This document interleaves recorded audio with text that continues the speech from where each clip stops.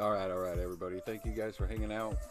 We got a super fun stream coming up tonight. We also have, what do we got? What you guys are listening to right now is I made, my son and I have been making music. So that way other streamers are going to have the opportunity to get in on some of this no copyright, unless you're Harris Heller, music. All free for you guys to be able to hang out, enjoy. Let me know if you guys are enjoying any of the music, any of the content you guys are having. Throw that in the likes. I want to thank you guys for hanging out. We're going to have a really good time tonight. And so we're going to get right into this. We've got the play. So I was doing some of these challenges because they help give you AXP and level up into the rewards. And so the rewards are going to help you get these chests. And you can see these contain cards inside of these chests. Shards are how you're able to purchase extra cards, and so that really helps. We're going to get right into this, playing our favorite deck that we have made so far. That's the tosser deck. It uses the toss mechanic. I'm going to move that down a little bit, make sure I'm not muted here. It uses the deep and toss mechanic, so we're using two different mechanics inside of this, and it provides for some explosive gameplay with. And so, without further ado, I do, however, think that I have some music up too loud. I'll turn some of that down. Alright, and so what I'm looking at here real quick is I do have some... The 7 cost right here, this is not something that I want right now. That's going to be too expensive to really get going with. The Hapless Aristocrat, good chump blocker, makes another chump blocker. And so we got a pretty decent start right here. Hopefully we'll draw into some something a little bit better than this. I'm going to start off here with the Hapless Aristocrat real quick. Pop this in. Thoy, thank you for hanging out with us tonight. Hope you're having a great night. It's good to see you back. I know you're looking for some PUBG Mobile. I will be getting into some more PUBG Mobile here. Just a little bit here. So we're going to drain this guy. Draining is going to give me more health back on my Nexus. You have a total of 20 Nexus points. And you don't want to go to 0, because if you go to 0, game over here. And so the opponent's not really playing much. I mean, this has been kind of a slow start so far, which is really good, but I've been able to kill off some of the creatures that they got. I do want to attack and try and get this to a 1-1 so I can kill it off easier. This is not an easy card to play against. It's got elusive, and elusive means I can't block it unless it's got elusive, pretty much like Shadow. So they automatically created the Shadow mechanic. We got something right off to begin with, which I'm really happy that I got this guy. He's 4 mana for 4/4, the beef. We'll take that. I can't even block that elusive unit, unfortunately. We'll block this Quick Strike Poro, because the Quick Strike Poro is kind of annoying. They're going to draw a few cards. We've only got 2 mana left, so I don't know what quite they're going to be doing with him. Alright, this guy's going to help us get closer to our toss goal, or to our deep goal, and we want to get to that deep goal as soon as possible. We will play a creature here. That'll 3 cards off of the bottom of the deck here. We are going to attack with this guy. He helps us get to our toss mechanic, or to our deep mechanic, by tossing cards. Ah, dang. And in that round, we'll have 3 mana in the pocket. 5 on board, 6 on deck. And so we're going to see what they want to play. They've got a lot of elusive out right now, so they're going to be punching us right in the kisser here. That brings me down to 6 mana. And so I can kill off both of their creatures with this Withering Whale right now.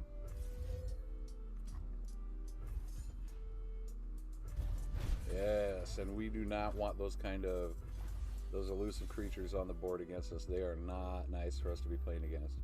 And so we did hit 7 mana. I mean, we're going to swing with all these little, well, not all these little, but we are going to swing like this right now.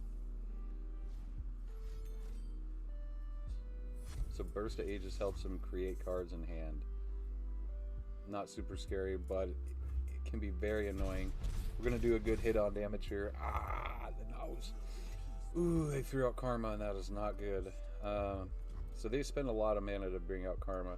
I am going to use this, what are you? I can't. The beast from below, and we are going to throw that right at Karma, try and take her out. She is not someone I want to be. I do not want to play or have a Karma on. Herg says that. Who? Herg. Herg? Herg. Hergen rather? Yes. John, alright. Hopefully he's doing.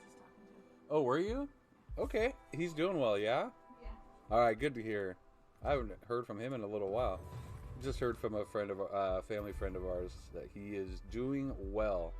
And that is always the kind of news you want to get. So when we have a 2 power, 1 defense person attacking us, we are going to want to block David Tallman. What it is, man. Thank you. We are going to block with this little chump blocker. This chump blocker will die, and last breath means when that creature dies, it does something. And so this one is going to create another little 1/1 for us, and we will hopefully kill this guy unless he pumps him up. Oh, you're so sneaky. So this is going to bring this guy back to his hand. That's going to create a Living Shadow, which is a 3/2 attacker, and so that guy will go. My little 1/1 will die, but it did achieve its goal. It did block. It blocked for us. That's exactly what we're looking for. We've got 4 mana currently. We got 2 on the table, 2 in the pocket. We are going to cast Salvage right now. Bam! Oh, you just gave it to me. That's what I'm talking about. This card is about to wreck their face. And you can pull that out. Oh, baby, it hurts. And so, how close are we? We are 4 cards away from deep. So we're going to see what this is going to get. The Treasure Trove is going to give us, because this can be an absolute booty whooping. A booty whooping. So they're going to heal a little bit, but this tosser deck is so explosive that it doesn't even matter. Alright, so we just got 4 cards in hand. Fall free. I'm going to cast this fall free. Target that. And we do not want Shen on the table. He likes to give barriers to people. He likes to be a jerk. And so we are going to do Trail of Evidence. Create in hand a 2 cast card from your region.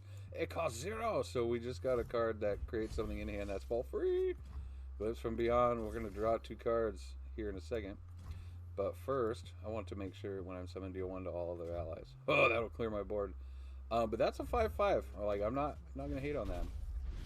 Oh, man. This just keeps getting better and better.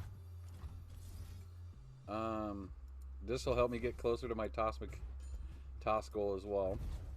Or my deep goal, excuse me. And so, yeah.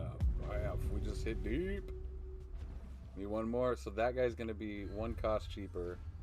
And he is now a super beast. Super beast. He's a 7/7 for 3 mana. It gets ridiculous real fast. And so we are... we're going to start a swinging. And so this guy has elusive? No, he's got my burst. Spears cost 1 less. And so, yeah, you better block that 7/7. Getting it on. We are going to end that round here real quick. We are in an immaculate pit hole. We're in a really good position. There's about nothing. You got nothing. Gonna hit that, okay.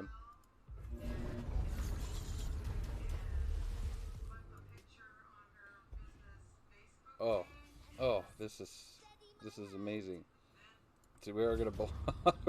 8/8 might work. So these guys have fearsome, which means they can't be blocked by anything, by any creatures that have a power of 2 or less. And I mean, we are set up to absolutely. We have 6 health. This deck just starts playing really, really hard as soon as you hit that toss goal. And we're just gonna play Nautilus. No, we're not. Yeah, we're gonna play Nautilus for fun. Here, right here. He'll come out as a 0/12, but then he automatically levels up as soon as you play him, and then he becomes. What's up, Cassandra? How you doing? Thank you for joining us here. He starts at a 0/12, and then as soon as you hit the deep mechanic, he becomes 13/13. And what we do have in hand, Atrocity. So we don't even have to attack, but we're going to, just because it's fun. Cassandra Wood, how you been? Long time no see, long time no chat. Hopefully you are doing well. It's always good to have a longtime friend from first grade even in on the stream. Hope you're doing well. Are you still up in Alaska? Bree Olson, thank you for joining. Hopefully you're having a good night. If any of your guys' kids end up playing this game, let me know. I'll be happy to give them the coaching they might need to get them to a very enjoyable position in this game. That is one of the things that I'm looking forward to doing, is getting a elementary school. That's right, Cassandra. That's awesome. I remember you and Crystal pretending to be witches casting spells. That's right. Yep, North Pole, Alaska. Ooh, so I can send you my kids. What is it? Yeah, I can send you my kids letters to Santa. That's that's hilarious. That's so awesome. I hope you're doing well. All right, so what we have up on deck is we are playing. This is a banner / scout deck, and so scout gives these guys the ability to attack, and then you get 2 attack. You only typically get 1 attack per your turn, but with scout, these guys, if you attack with only scouts, they get a chance to attack first. You're actually an elf helper. That is awesome. An elf helper. I am not that lucky. I only. Yeah, I'm not that lucky to. That's so cool, an elf helper.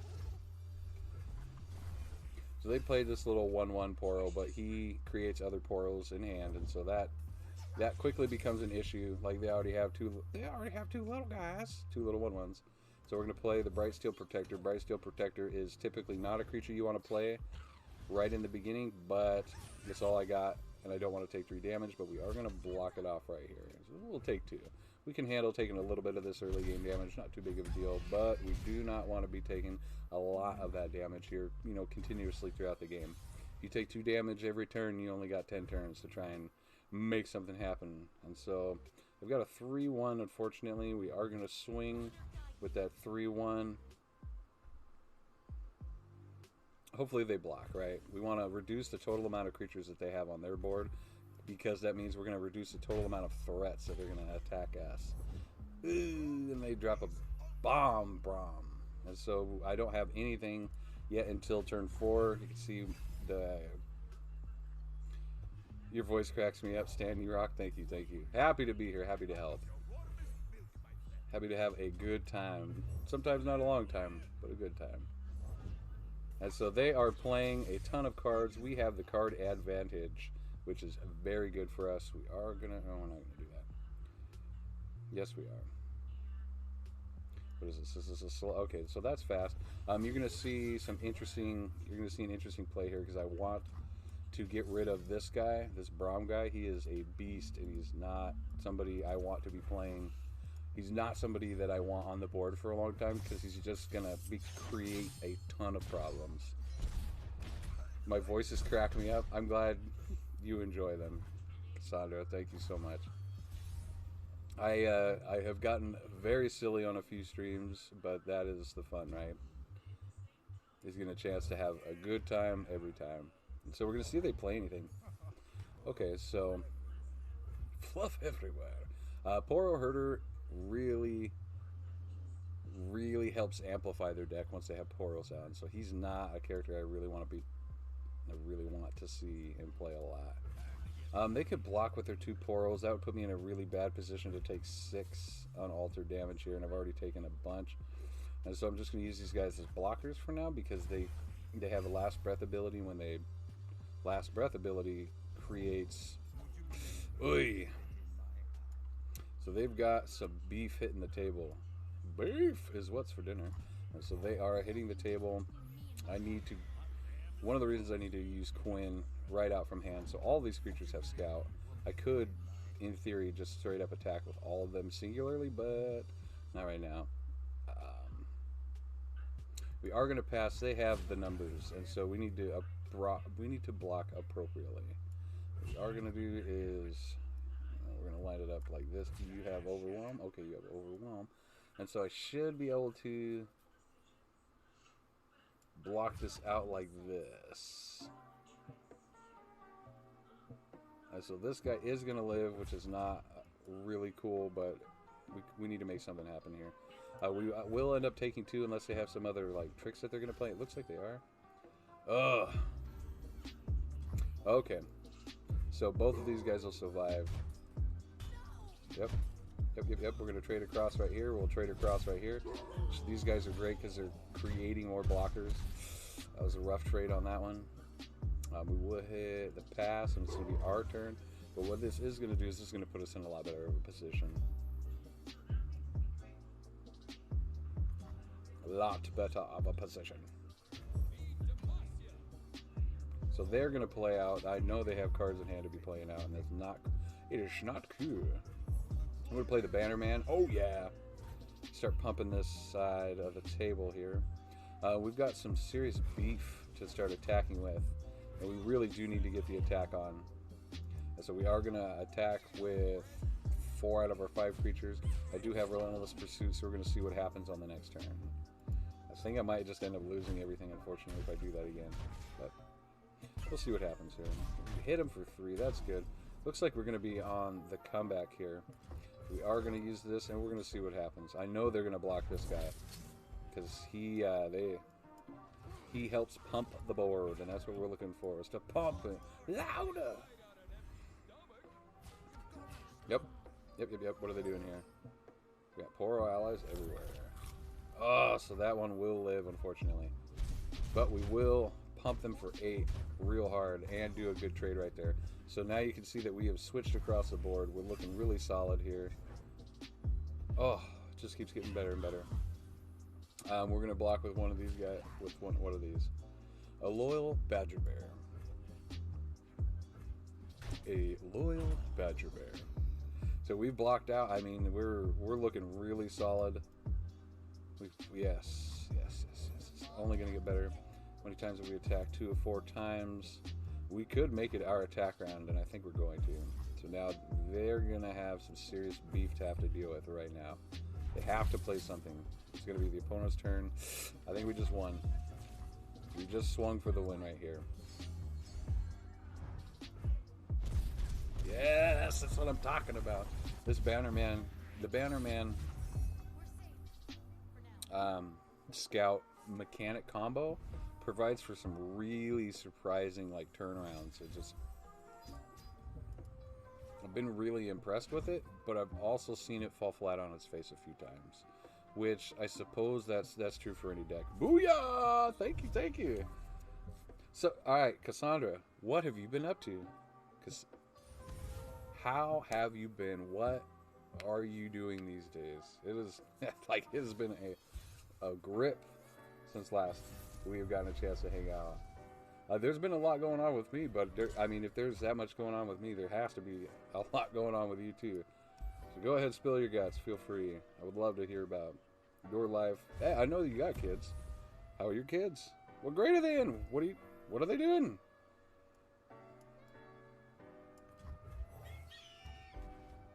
I scared everyone out of your watch party? No. Somebody commenting and having a good time. Heaven forbid, right? It's all good. Good, we want this guy with Fearsome out of here. We do not want him. Your life is crazy? Well, I like to hear about it before Corona and then after Corona, because I know that's made everyone's life, a bit crazy. Challenger means I get to pick who blocks him, and that's exactly what we're looking for. Yeah. But it's my turn to attack, so now it's going to be your turn to attack, and I can block and not lose him. We are going to drop one of these Grizzled Rangers out. The Grizzled Rangers are really helpful against these kind of things that we got going on right now. I'm going to hit the pass button. Alright, so Sugar Boy Cardo, what it is, man? Cassandra has joined again. Oh, you got Fearsome, so I can't block you. Schmart, make it up schmart. We are going to try and take out Elise right now. Elise becomes a massive problem.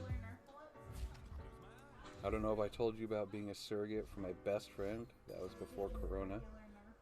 She'll be 1 year old next week. Oh. Are you... Oh, boo and hiss. So are you not? Okay, she has 3 spiders. Not good. We will hit the pass. It'll go our turn. She will level up to a 4-3. Oh, no. She doesn't have 3 spiders. We didn't block the hapless aristocrat. So you're a surrogate for your best friend. That was before Corona. She'll be 1 year old next week. So what up, bro? Sugar Boy Cardo? What up, brother? It's good to see you again. Hopefully you're doing good. What are you playing these days? How you feeling? Oh. Alright, so this is bad juju position because she's gonna level up at the end of this round, so I need to attack, unfortunately. I don't want to, but I need to. So we are gonna force her. Oh no.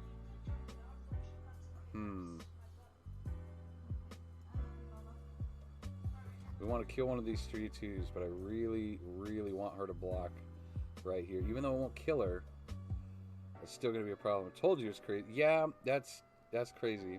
Still playing that Free Fire? Good for you, brother. Good for you. We will kill off this 3/2 with Fearsome right here. This will hopefully prevent her from having enough spiders to level up here at the end of the round. I am going to cast this Toughness. Good. I hope. Are you still absolutely murking it in Free Fire? Shout out to Sugar Boy Cardo, who is absolutely lit ridiculous in that game. He is a Grandmaster level and is not scared to absolutely crush it. Oh, he'll have 3 spiders. Nothing I can do about the end of that, so she's going to level up. She'll be a 4-3? 4-2. Yeah, that means... Well, Cassandra, that means... if I'm understanding this correctly, that means you still have the child, and so you will... What? Oh, I can't block any more of them because they all have Fearsome. Okay, this is going to hurt right here. This is 9 damage. This is going to hurt a lot. We're going to be okay. We're going to be okay. We can take it. Don't worry. So if you still have the child, what happened to Surrogate Mom? Out of curiosity. And I'm not trying in any way, shape, or form to be rude when I say that. I'm just slightly confused. Actually, no, we don't have to pick that one. We'll pick that one. Nope, she's with her mom and dad in North Dakota. Okay. Okay, well, there's nothing wrong with being a surrogate mom. I think that's fantastic. You have done an amazing service for somebody. Like, an amazing service for somebody. And hopefully they appreciate that, because that's a really big deal. Yeah, you were the surrogate, yeah. That's a big deal. That's awesome. There's nothing crazy about that. That is, that's a very intense thing that you did for your friend. Hopefully your friend appreciates it. I mean, I would. Okay, so they're playing out like crazy. They're going to try and storm me with this last little bit. I don't think they're going to get the chance to do that, though.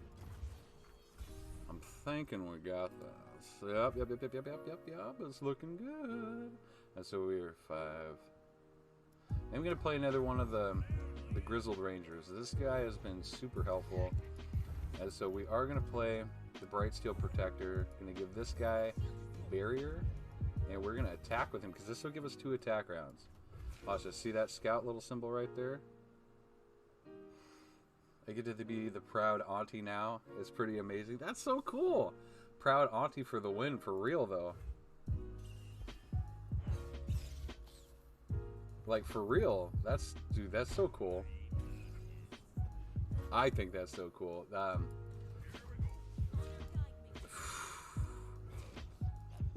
So what's it like now that you are all with the Rona up there in Alaska? I've been curious, like, how has that been affecting How's it affected you guys up in Alaska? Because it's they've tried to make it go absolutely nutso here. Monty, send a wave. What up, Monty? So I am sitting here in a really good position. I'm gonna be blocking it up, chopping it up, waiting for them. Oh yeah. Okay, so we have to block the Scuttlegeist right here. We'll take the 3. I'm gonna see what other kind of tricks they got up their sleeve though. My hubby and kids picked me up in North Dakota last summer and we traveled across the states in our Jeep back home. That's cool. Monty, what up, bro? I'm just playing some of this Legends of Runeterra, bro. I'm having a really good time playing it too. This is a super enjoyable game to play, just so you're aware. Alright, what did he got? I think this deck has survived out long enough against this Spider Swarm. Spider Swarm is brutal like the first 5 or 6 turns. If you can't survive the first 5 or 6 turns, which don't get me wrong, they don't give you... I'm at 4 health. Like, it's not easy to survive against that. Unless you've got a large amount of control or you have the creatures to be able to follow up with what they're playing. And so, it really does. This looks... No lie, this looks really good for me. And so we are going to use the Ranger's Resolve, which is Burst. And so we are going to... Yeah. So Valor is going to just clean the house with this. We will swing through. Scout gives us the ability to have 2 attack rounds. Monty Dawson, you're amazing, man. You're a fantastic young man. I always love seeing you around, man. So they got 2 little spiderlings. I'm probably going to lose Cythria. Actually, no, I'm not. Because attacking gives Fearsome. So Fearsome means that anything with a power of 2 or less can't block it, right? So you can't just chump block with those little 1/1s that they're planning on doing. So we're about to... I think this might be a 9... Yep, that's enough damage to kill him right here. Ooh, I think they might be on 1 health after this. We're gonna see. Ah, 3 health. All right, so my math is wrong. I was wrong. Never tried it, but I love the green screen, dude. Are you using a green sheet or you got a green screen setup? I actually have. This is like a green fleece, a roll of green fleece that I picked up from the Walmart. And so what that did was it ended up, I chose the chroma key color. I had to dial it in a little bit more than the automatic setup for it. And so what I was just able to dial it in here real quick, and it popped up the green screen. I still got to dial it in a little bit more. My lighting will depict how green screen the screen. Whoop! See if you can't see it. That will depict how green my green screen is, and then you can see if I move this. Whoa! It's like my cloak of invisibility. Yeah, that's right. I hate Harry Potter with a passion, but I just used a Harry Potter reference, so don't ask me how or why that makes any sense. Dude, my manager and everyone I worked with left at a contract with it. My manager and everyone I worked with left at a contract mail station ever since Rona. So that has been crazy to catch up on. I got yelled at by my customers for not wearing a mask on the daily. My asthma flares up if I do so. Oh, that's right. You have a pretty severe case of asthma, if I do remember that. Like, the most severe case I have ever run across. Nivaldo Beckham, thank you, my friend, for liking the stream. It's good to see you, Nivaldo. How are you doing? Oh, Nivaldo, I gotta get the translations on screen. OBS has definitely improved. Yes, it has, man. They have been doing mad updates to it. That's just one of the many reasons why I love OBS. And so you guys will see here real quick on screen. I just need to bring it up on screen. I have, for the viewers who are not in the United States, I need to pop up my captions. And so you can get captions for your live streams or whatever you might want to do that you might be transmitting a video on. It's at webcaptioner.com. I'm just going to put that in the chat for everybody in case you want it. Right there, boom. And so webcaptioner.com/captioner brings you right up to it. To make sure some of the music okay, we're doing all right. And I'm been making music so that way people don't have to deal with copyright issues. Deborah Hendrickson, thank you, thank you. Hopefully you're doing well. No, that's Cassandra. You also right when I think when I've no, it wasn't right when I met you, but I remember you being gone for a little while because you had open heart surgery, and I was that part of, or was that in part due to your asthma, or was it just that has the asthma developed? I know you had it back in high school a little bit, which is They sell Wi-Fi light bulbs you can use to control from your phone at Walmart, as well as the ones with the remote. Yeah, it was different colors, dim the lighting. Yeah, if I turn this up, wow, if we look up into the sky, I've got two 1600 lumen light bulbs up there to be able to get the lighting correct in here, because I live in a cave. I am not a caveman, but I do live in a cave. So I need as much light as humanly possible to be able to get this going on. So I gotta get, sorry, I gotta get to the settings. Boop, settings. Language, now that I know that Navaldo is watching, we're gonna switch this to Portuguese, para e Brasil, or Brazilian Portuguese. We're gonna hit the start captioning button. And I have this set up for a new pop-up window, and so this pop-up window should start there it is. And so you're going to see it on the stream here real quick. We will be having our captions up there, but I got to make sure that the translations all taken care of. You can see my little window is hidden up there, and I've got it a long ways. All right, so we got, that's right, we got translations. We got people for days. Why? Because this family isn't just based in America. This is worldwide. Everyone is welcome. You get to choose your friends. Or no, yeah, you get to choose your friends, but you don't get to choose your family. But here in this family, you get to make the choice. You can join in. You don't have to, but hey, everybody's welcome. Unless you want to hate on other people, ain't got time for that. Oh no, that was because I was born with a hole in my heart. That's right, that's right. Oh, you a hole in your heart. Well, sorry, I got that wrong. That's a slight difference right there. That's my mistake. We have lots of light up here. I'll send it your way. 24-hour daylight now. Oh my goodness. I forgot that you, oh my gosh, that's Alaska. That's just the Alaskan way, right? It's bright 24/7 there at certain times though, if I'm not mistaken. Oh, come on. Come on, there's only, there it is. Which to me, that is insane. That's really cool, but that's pretty wild actually. We're gonna run Scout and Banner again. Sorry about that. Getting a couple of things set up that I had neglected. Don't you have 24 hours? Doesn't that switch to 24 hours of Patrick Altman? What up, brother? Almost 3 full months of sun. That's probably some amazing growth. Like if you do any gardening, that's probably some amazing times to be out in the garden. Probably can't grow avocados up there though, just due to the climate. So if when you're up in Alaska, are you able to really like trying to figure out how to ask this? You have greenhouses that you grow a lot of food in that way?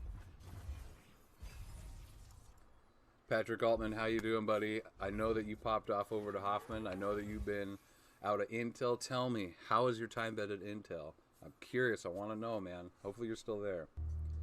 Okay, so they got a 2-2 and a 1-1. That 1-1's got quick strike. I want to use this other one to give barrier on the attack round, so that way I don't have to worry about losing that creature. And so they have no mana on deck. I want to block this 2-2. He puts me on a 10 turn clock. This one puts me on a 19 turn clock. Not too worried about it. We won't trade. I'll have the upper hand there. And he just set one up, but I'll send you a pic. It's pretty crazy garden. That's cool. Yeah, I would love to see the picture of the garden, actually. We are going to swap this over to the music. You're going to have to forgive me.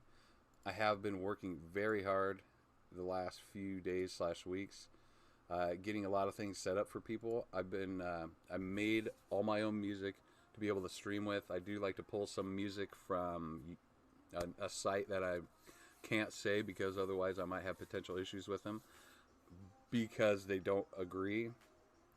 There are 2 sites that I use frequently, and they disagree on their engagement and their user policies, and they don't want to play together because they might lose money for some reason. I don't quite understand it, so we are gonna give this guy barrier this round. I know they're gonna play something, right? Okay, so he's gonna be a 5-2. We will start swinging for the hills because we want to take these guys out.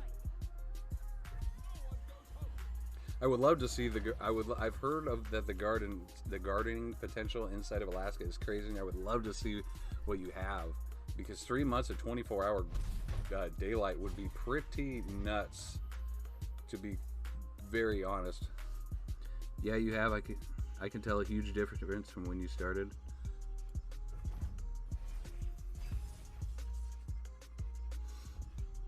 Cassandra, is that in relation to me starting streaming or just the beginning of this stream? Because it takes me, I don't have any perfect streams set up yet. I kind of dial it in as I go. That just seems to be the way of the world and how it works. Okay, so we can make some things happen here. We might have some tricks because, so they both have quick strike, right? And this is a really bad setup for me. So what I want to do right here, right now, folks. Oh, from when I started streaming, thank you. I have been working on trying to get everything dialed in here. And so I do want to do that. I don't think I'm going to survive. This creature's going to survive, but it will count as being blocked. So we won't take the 4 damage. We'll deal some damage to Yasuo. This creature will die. I'll create another 3/4. So we are ready to go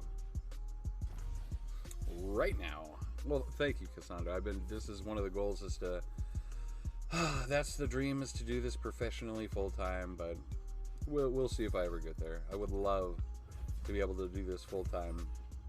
I get a chance to hang out with my kids more often, like everything in all respects would work out better for me. But yeah, we'll see. I would love it if it happened, though. Don't get me wrong. It'd be a lot of fun. So MF right here is going to pop off. Every time when allies attack, deal 1 damage to the battling enemies in the enemy nexus.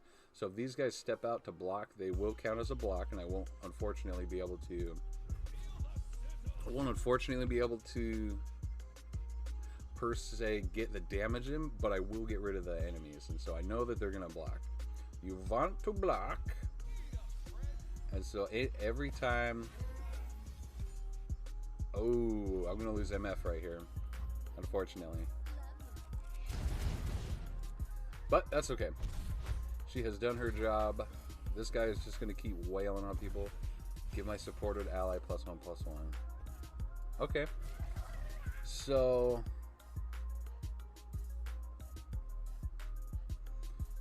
are going to block this one right here. I have only been taking 1 damage every time that guy attacks, so this will be his 3rd time attacking. Ugh. Okay, so I'll take more damage this time. That's okay. Ooh, sneaky dog. We're gonna see how tough interacts with quick strike. We're gonna see it. I hope that this can happen. We go bam, tough. Attack back. Come on. All right. Wasted that. That is a mean little combo right there. I'm going to play Quinn, which will bring me Valor, and I need to deal with that. I'm really hoping that at the end of the round that goes away. Okay, not much though. So they have some serious fat on the table. We need to play MF here. Really lucky I drew her. Yeah, Cassandra, please send me pictures of that garden that you got going on, because that would be a ton of fun to see. What that looks like for a 24-hour light garden. I think that would be awesome. Oh, hey, that's just fine. You're gonna give me Valor back. See, this guy's gonna die. Oh yeah, we'll pop through with the MF. That's what I'm talking about. We can do this again, folks. We're gonna do this again. So we're gonna get another attack round. They have the option to play their last card. We don't know what that last card is. They got 6 mana, though, to do something with. And so it is my turn, and we are going to call them out onto the battlefield to block. Oh my gosh, this combo of a challenger creature and MF is so strong. And so we picked up 2 combat attack rounds already. If they're throwing more stuff out, we're going to be able to clean house with MF coming up. Excuse me. That's the only Ooh. Ooh. Okay, I have to let that resolve. We'll throw this bait out here. She's going to be pretty much block bait. I don't mind him attacking with that. That's no problem. Not really worried about that in any way, shape, or form. They're at 7. I'm about to play Quinn. And Quinn is going to be count as 2 creatures here. Not worried at all. Hello, Eric Walker. What up, buddy? What it is? Hopefully you're doing well.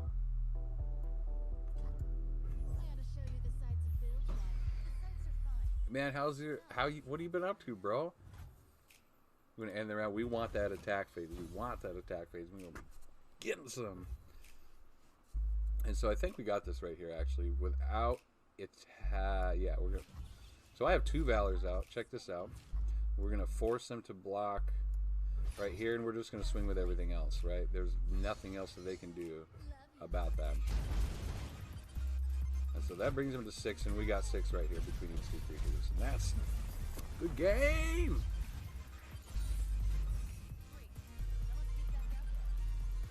All right, that's what I'm talking about. This banner deck is able to do some sneaky things. And so unfortunately, we're not really getting too much XP here anymore. Or it's not that we're not getting too much XP here, it's that this stuff really starts to cost a lot.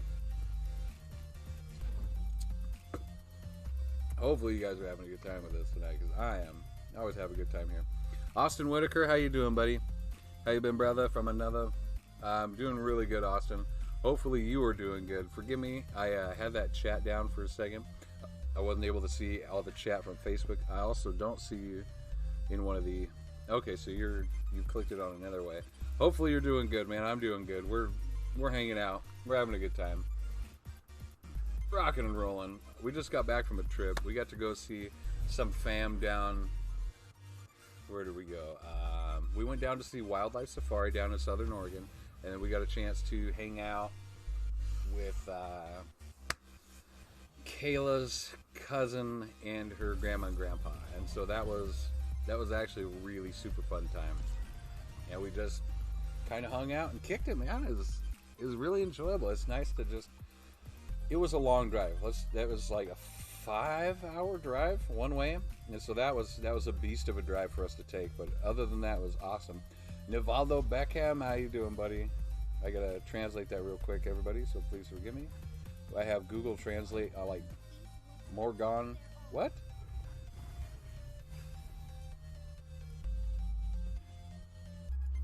Yeah, such missing, that's for sure. What is happening? Holy crap. The game just went crazy for turn 2. They have a lot of beast out here, and this is not good. It looks like so much fun, the Wildlife Safari thing. 3 out of 5 kids go to school here. Holy cow. Mikey, 15, Shy, 11, and is it Milo or Milo? It would seem like it would have an I. So Milo, 8. My God, you got the age on my kids. My kids are 11, gonna be turning 7, and gonna be turning 4 this year. Well, that's so cool. Yeah, the Wildlife Safari was super cool. We got within 6 feet of a ton of different... Of a kingfisher. Kingfisher are some pretty cool animals, I must say.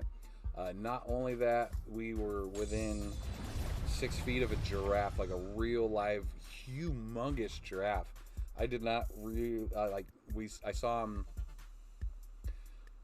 Of course I saw him, like, in not real life. In all of the movies and stuff, but when you see one, oh no, man, they're playing a ton of creatures, and that I don't have the mana yet to deal with them, but I will soon. We just need to survive. The point of this toss deck is to survive for a long time. Yeah. Create 2 more guys. All right, no big deal. So we're looking fine so far. We've got our 2 beefy boys right here. They've got 1, 2 elusive, which will start hurting a lot here. We are going to block it out. We're going to block it out. My oldest are 21 and 23 this year. Married into it, though. Okay. I'd have to be like 12. I know, I was going to say, you didn't have kids. Didn't have kids that I knew of when we were in middle school and high school. What? Okay, so check this out. We're going to be able to ace 3 other creatures with Withering Wail, and that's going to give us quite the boost we need to be able to survive. And so this Vile Feast will also give us another. This is going to help us out a lot here. Check this. Okay, so they're going to play 2 more guys. No big deal. We will be able to do is take out this elusive unit, and that's really what we want right now. I want to be able to block some of the creatures that they have, and so that's why I was using that Vile Feast to be able to create more creatures. And then these guys aren't going to be too big of a deal. I know that they don't have that much boost in their deck. They don't have that much creature buff per se. 21 and 22. That's cool. Oh, okay, so you're playing Shen and replacing. I need to really respond with some big fat right there. We're 10 cards away from deep, so this is about to get real. I'm not worried. They can attack with everything. We're looking really good. Okay, so he attacked. He doesn't have barrier, but this 2/1 does. So we will straight block Shen. They have 2 mana, so we're going to see what kind of tricks they have up their sleeve. This is going to help me get a lot closer to barrier right here, right now. At 2/1, unfortunately. I'm going to lose this Spiderling anyways, and that's kind of the point of it, but I was hoping to get something out of it. That was the hope. My God, 21 and 23. Do they respect you, though? Because that's 21 and 23 can be some very disrespectful little buttheads. I hope they do. Okay. Reduce the cost of the most expensive unit in your hand by 1. Okay, so we're just going to keep trouncing these guys. We keep drawing answers to a lot of the things that they seem to think that they're going to be able to stop us with, but no problem, no problem. I can officially say I have a Marine, a college student, high schooler, middle schooler, and elementary school. Oh my gato. What it sounds like is you got a lot on your plate. That's quite a bit to deal with. Holy moly, young lady. Terry Chambers joined. How you doing, buddy? Welcome to the stream. I hope you're enjoying what you're seeing. We're playing a strategic card game right now. We're having a really good time. Getting a chance to talk with somebody I grew up with. Not only did I grow up with Cassandra, she was a very good friend of mine for a long time. I'm really happy she's taken the opportunity to hang out with us here. So they're going to be replacing a unit here. I'm going to instantly take this guy out, because that 5/2 is not something I want to deal with, and this is going to help our hit point total here real quick. Okay, so they're going to keep him alive. I'm going to keep him alive, and I don't blame him. And so, no, not only that, they swapped. So we are going to let this play out here for a little bit. Cassandra, you are always so much fun. Very kind as well, and I really appreciate that. So they are going to probably clear our board a little bit here. Not all the way like they're thinking. And so we are going to chump block with this one. Got 1/1 right here. Block right here. We'll use... That's not really going to get us where we want to go. We're going to see how far we can take this right here.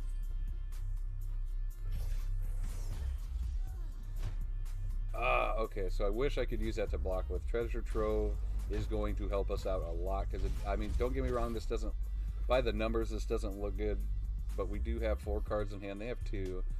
We're roughly at the same amount of mana, so I mean, we're not in any bad shape per se. You got him. Oh my gosh. Yeah, it sounds like you got a lot of hungry people for like Thanksgiving. That's what it sounds like. Oh man, Thanksgiving for you guys must be insane. That's so cool.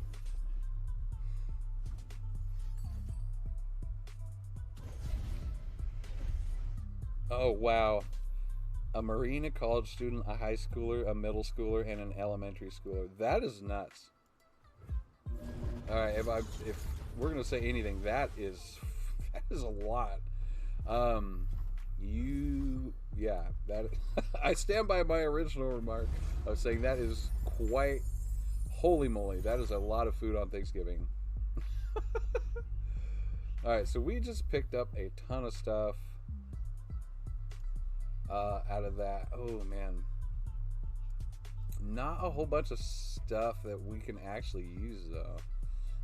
This will help us draw a Nautilus right now. Spectral Matron, pick an ally in hand, some exact copy of it. Oh my gosh. We'll pick the Beast right here. and we will. That didn't work out well at all, and so they do have barrier here, and we can just swing for fun here. They only have one thing that's going to be able to block. Not really worried about what they got going on. We're going to see how the blocks go. And now my niece. Yes, and your niece. Yeah, I don't think they're going to be coming up, though, for... Are they going to be coming up for Thanksgiving? That'd be cool. LLC, I was right first time. Crazy. It's not crazy. That's normal for you. So don't you dare be comparing yourself to anybody else. It's totally okay to have a different life and to be different than other people. What that does is that just brings a lot of variety and a lot of, different flavors. I think that's really super cool. Your last breath. This guy, create and hand another last breath. Follower that costs 3 or less. And so, I would much rather lose this little 1-1. Or no. Hurry. Bring this back. We will pop this right out here on this guy. Because this is going to be just a much better trade-off for this right here.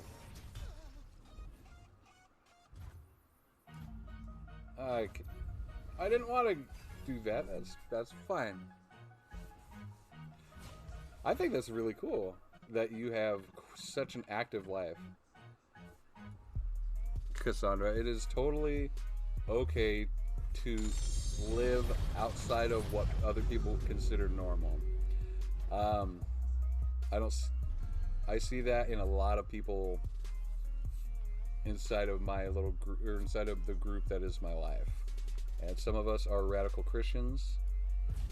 Some of us are doing other radical things, but there's nothing wrong with being radically awesome. And there's nothing wrong with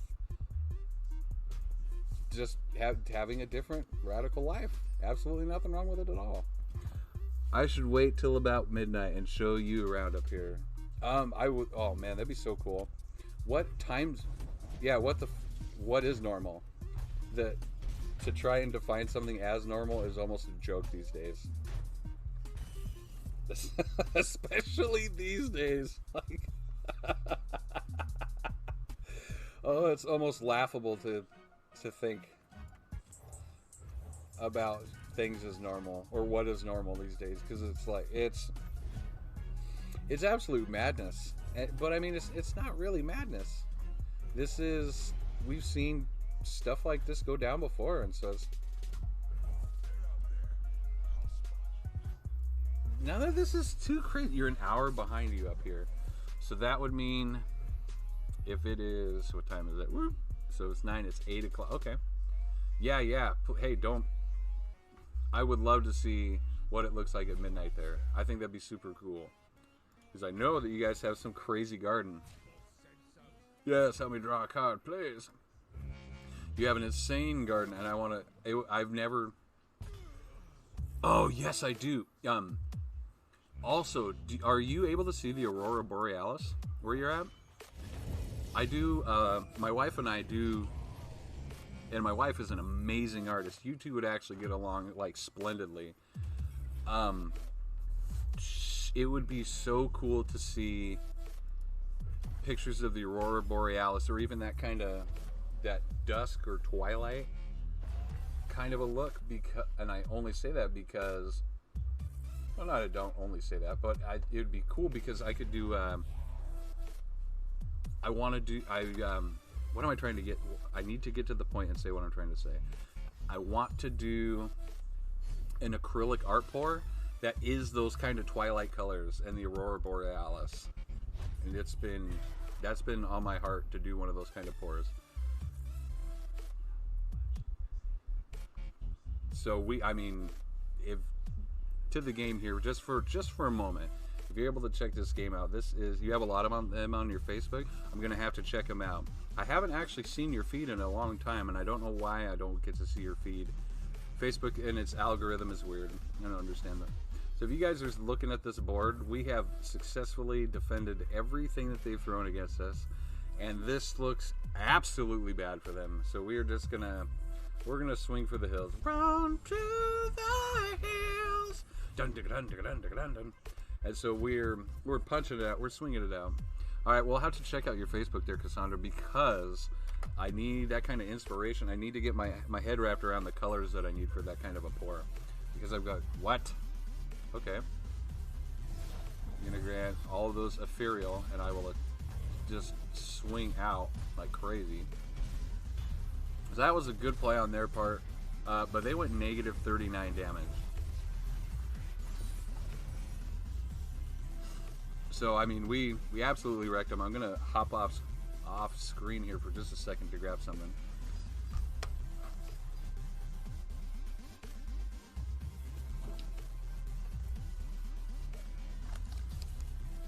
And we will put the headphones on my cans on here real quick. And so what we got here, and this is, actually have it upside down, but you won't be able to tell. It's really sparkly. This is an epoxy painting that I do. I haven't done one of these in a little while, and I should probably get back to doing them. This is a little space.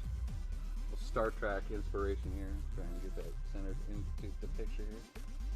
It's so shiny. Doesn't want to really go into the picture here. It doesn't fit the mold. But that's one of the things I want to give away to. Once I get enough subscribers on Twitch, I'm going to start doing giveaways to say thank you.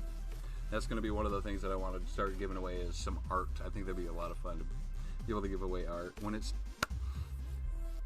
You could so pull off an Aurora. Yeah, I gotta figure out how to spread the epoxy or the acrylic art paint correctly without like over moving it, so that way I can get the like. I don't want a thin Aurora Borealis. I've seen it where it is. You'll have to excuse me while I grab a piece of paper here and start going crazy. And so I've seen it a lot like this. Back it up. Maybe you can see that. And so it's one of those in that kind of rifty. But if I were to let me use another piece of paper, it's even more rifty. Like I don't even know if rifty is the word, but it's very. It uses really high highs and then kind of folds in on itself like the theater curtain. If you remember us being in theater, in the theater we had the theater curtain that had many folds. That's what kind of imagery I'm trying to pull off. Is that it's got lots of. It's very foldy. It's very similar to a wavelength in music, actually. I ran out of desk space. That's all right. Well, and then sorry, I'm trying to draw something up here real quick with only one color here, just a pencil. This does not look at all like an Aurora Borealis. But it's something in that respect. Oh, gotta flip it upside down because of video transmission. And so something like that, but I need the correct color scheme. I have looked it up on Facebook. Or not Facebook. I have Googled it before, but I wasn't able to find the right colors for it. I wasn't able to pull them off. That's another thing I should send you. What do you mean? You're a fellow art. What are you fellow arting? What are you arting these days? All right, so we're going with another tosser deck or another tosser. I really enjoy this deep mechanic deck. Is if you can make it because if you can survive in this game until you're able to pop off, when you're able to actually use the deep, it totally flips the game. What do I not art? I don't know. I'm assuming you sew, embroider. Do you embroider? Do you art the embroidery? We got a 2-1 versus a 1-2. This guy is simply for blocking and to help me further my toss goals that I've been looking for. We still drew what we were looking to draw. This is good. This is really good. We're gonna drop the Thorny Toad. No, you got me. All right, the one thing I came up with. Yes. So we are gonna chump block that guy. He is gonna have lifesteal. That's okay. No, I only say that because my daughter has been wanting to embroider things, and so my wife went out and got. I believe she got her the right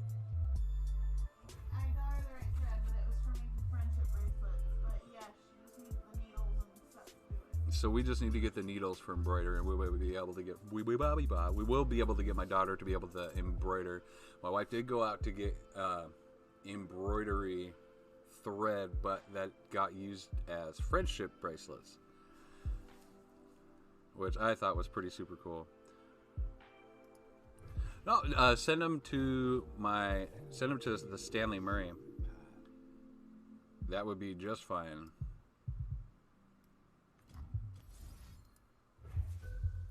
Yeah, send them to my personal Facebook, and I would love to see what you got going on. I'm a big fan of art. Of the art!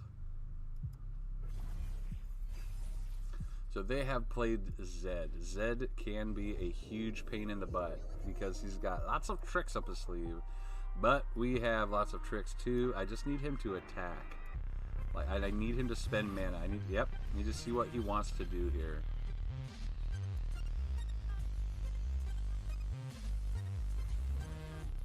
Hoping he's gonna spend the mana because I don't want to use this and waste it. But I need to kill off this Zed here really fast. And I think he has enough. Oh yes. Woo, okay, we got him taken care of. This is one of my favorite songs that I've made. Like, I really enjoy this song. If you have a subwoofer, be careful because this song, another one, will hit so hard. I'm just gonna pass it up. You would think I sure could attack, but that 4/4 right now is just kind of hanging out here. You're just hoping to get a chance. We're gonna block because I know I'll kill that guy. I want this to die because it will toss for 2, which will get me one step closer to the deep mechanic. And if they do some tricks here for the very next turn, I'll be able to just grease out Zed here real quick.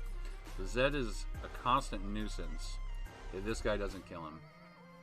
Yep, they're gonna Living Shadow him. Zed Shadow Shift.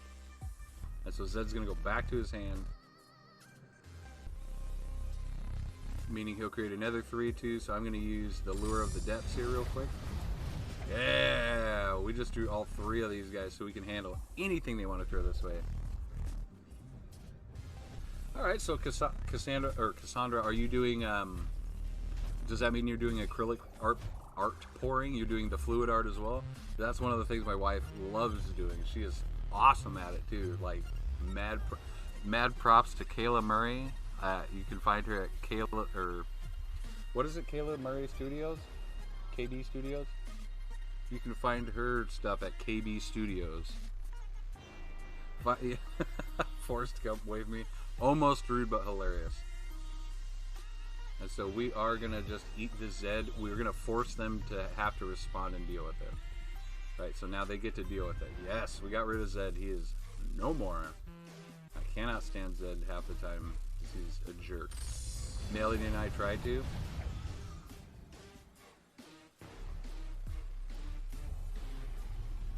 It's so much fun. I hope. Ariane, how you doing? Hi! Ariane Van Dyke. Shout out to Ariane Van Dyke. She is a very good family friend of ours, and we love her. She is fantastic. Her and her husband, if you guys... We have a 100-day streak on our Snapchat today. What? Ariane and I. Uh-huh. We have a 100-day streak on our Snapchat today. Oh, 100-day streak, shout out! 100 days! What is that? Oh no, it's 100 days! 100 days! Oh, that's awesome, that's awesome. You hiding? That's okay. Melody and I tried to... do you guys have the right kind of weather to be able to do acrylic art pours, Cassandra? You don't have to have the weather to do acrylic. Well, you need the right temperature, right? And you need the right kind of humidity for it to dry correctly? No, it's not even about... It's acrylic. It's water-based. It's just going to take longer to dry if it's cold. What about humidity? If it's too damp? I don't know. It'll just take longer to dry is all. It doesn't ruin the finish. It'll just take longer to dry. Okay. Well, I just got schooled there. We are going to pass this up here. The things you learn about acrylic art. I think it was very good. Okay, so they passed. That's a really good sign for me. That means they don't got nothing. Hoping that they play stuff. That's what I'm talking about. We need them to play out their little blockers here, because we're 5 cards away from deep. So, I mean, this is about to get very real for them.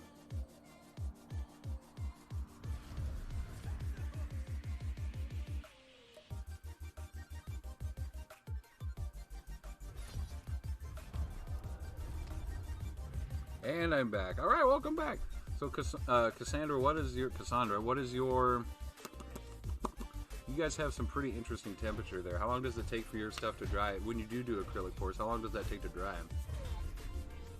All right, yeah, we're starting to really hit like a boss, like we mean it. And so we need 1 or 2 more cards that are going to help us get to our toss destination.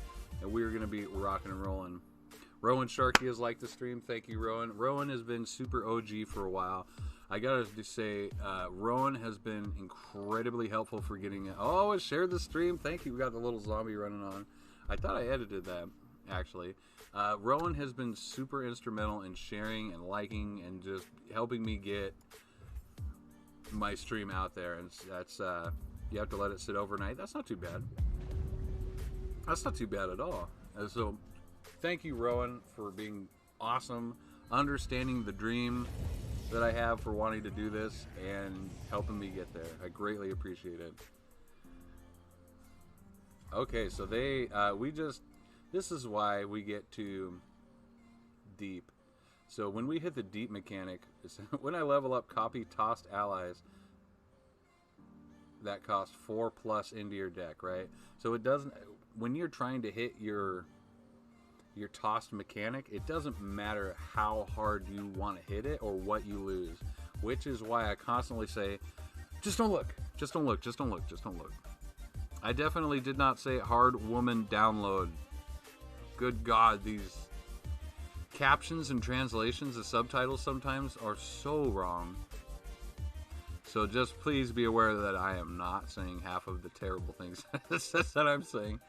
So when we're going and trying to use this, yeah, it's, some of them are pretty cringy. I had to turn the Taiwanese, I used Taiwanese twice. And the second time, it just kept saying sex, sex, sex over and over and over and over and over and over again. I was like, oh my God, no! Because I had it set up for, like, on YouTube, you have to, or on a couple of different sites, because I streamed to 4 different sites at once, Mixer and YouTube, you have to declare that your site is child friendly, as appropriate. And I am sitting here trying to broadcast, and I have these closed captions up top that are translated into Taiwanese that just say sex, sex, sex, sex. That's like, oh no, God help me. So we've had some very interesting streams, and yeah. Oh, I'm getting red thinking about it here. As long as I don't turn green, because then I'll fade out. So a little bit about the mechanic we're using here. We're using the mechanic deep in this game, and so it says deep, and so we're going to click on it. And when you hit deep, yeah, it explains it right there. I have +3/+3 once your deck has had 15 or fewer cards left, right? So as soon as we hit deep, our total amount of cards left in the deck is 16, and so you don't, it just gets super strong when you hit deep.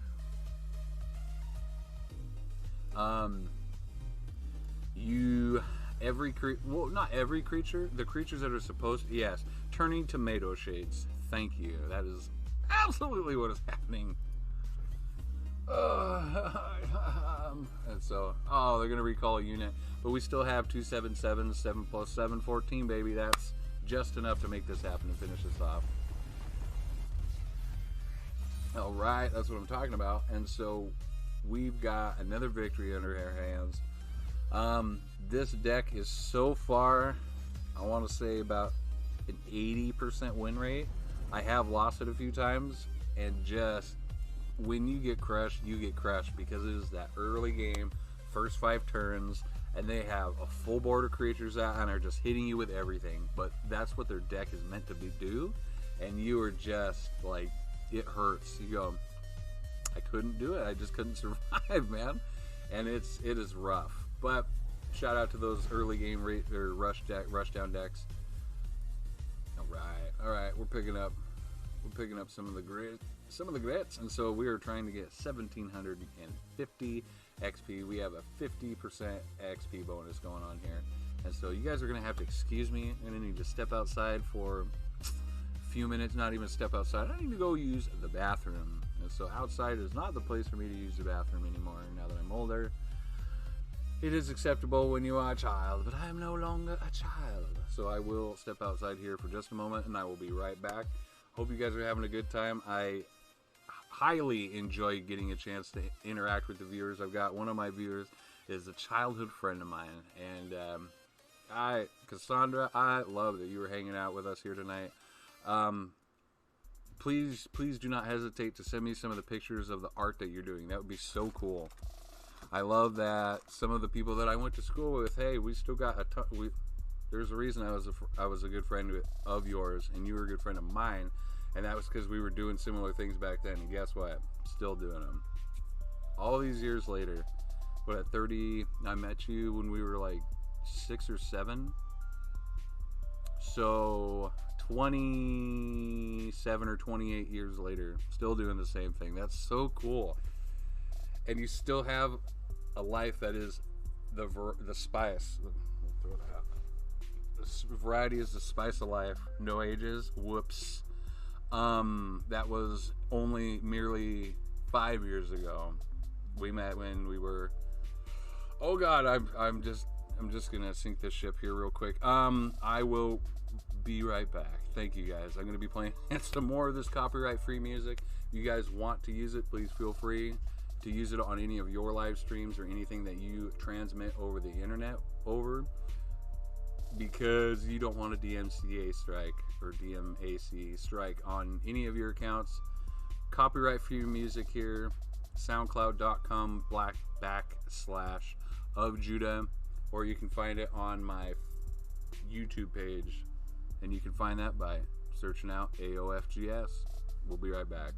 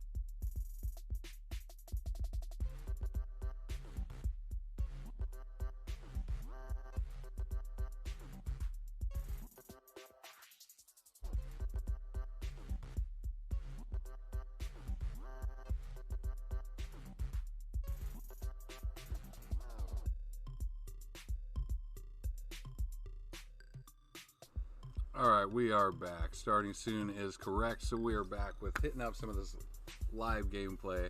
We got a good friend of ours from grade school hitting us up, and this has been a fantastic opportunity to catch up with her. Thank you so much, Cassandra. It's good to see you. I'm getting some of those, some of them pictures she was threatening me with, and lo and behold, that has happened. I thank you, Rowan. I greatly appreciate you spreading the stream and the love, man. You are fantastic.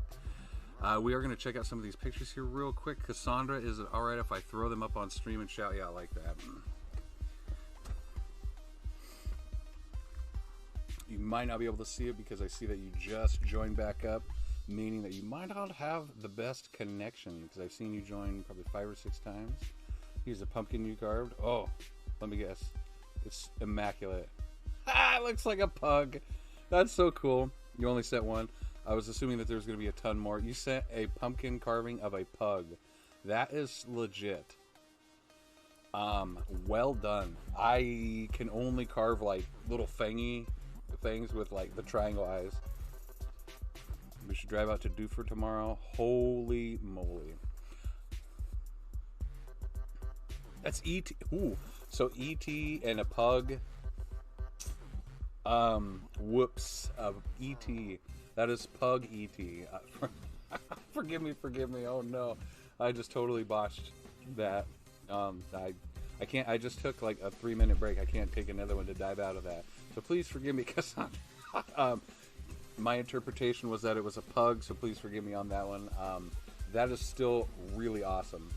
You have quite a knack for that hand. Even has a glowing finger, dude. I couldn't see it. I'm so sorry. Oh, it does have the glowing finger. All right. Now I have to put this up on stream here. Let me, so you guys can see that I thought it looked like a pug. I really thought it looked like a pug. Please forgive me. We're gonna do a quick window capture. We're gonna add a new source instead here. Call it window capture. Ooh, excuse me. And we are also going to go Chrome.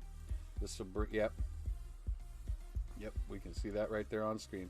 You guys can see that on screen. I'm gonna bring that up here real quick just so I don't potentially get in trouble. Please tell me that looks like a pug. That looks like a pug, kind of, but I definitely get the ET. Now that I'm looking at it a little bit more, that I can see the ET for sure in it. Well done. That is awesome looking. I gotta give it to you, Cassandra, there. That is awesome looking. Well done. That is definitely something to be proud of. Is that something you put in like a competition there? Yep. That's a good gift right there. I'm gonna play kegs here real quick. I really enjoy the interactions that we get with between Gangplank, between the kegs, between Ezreal. We got a lot happening in this deck. Matchmaking is timed out. Oh no. We'll try this again.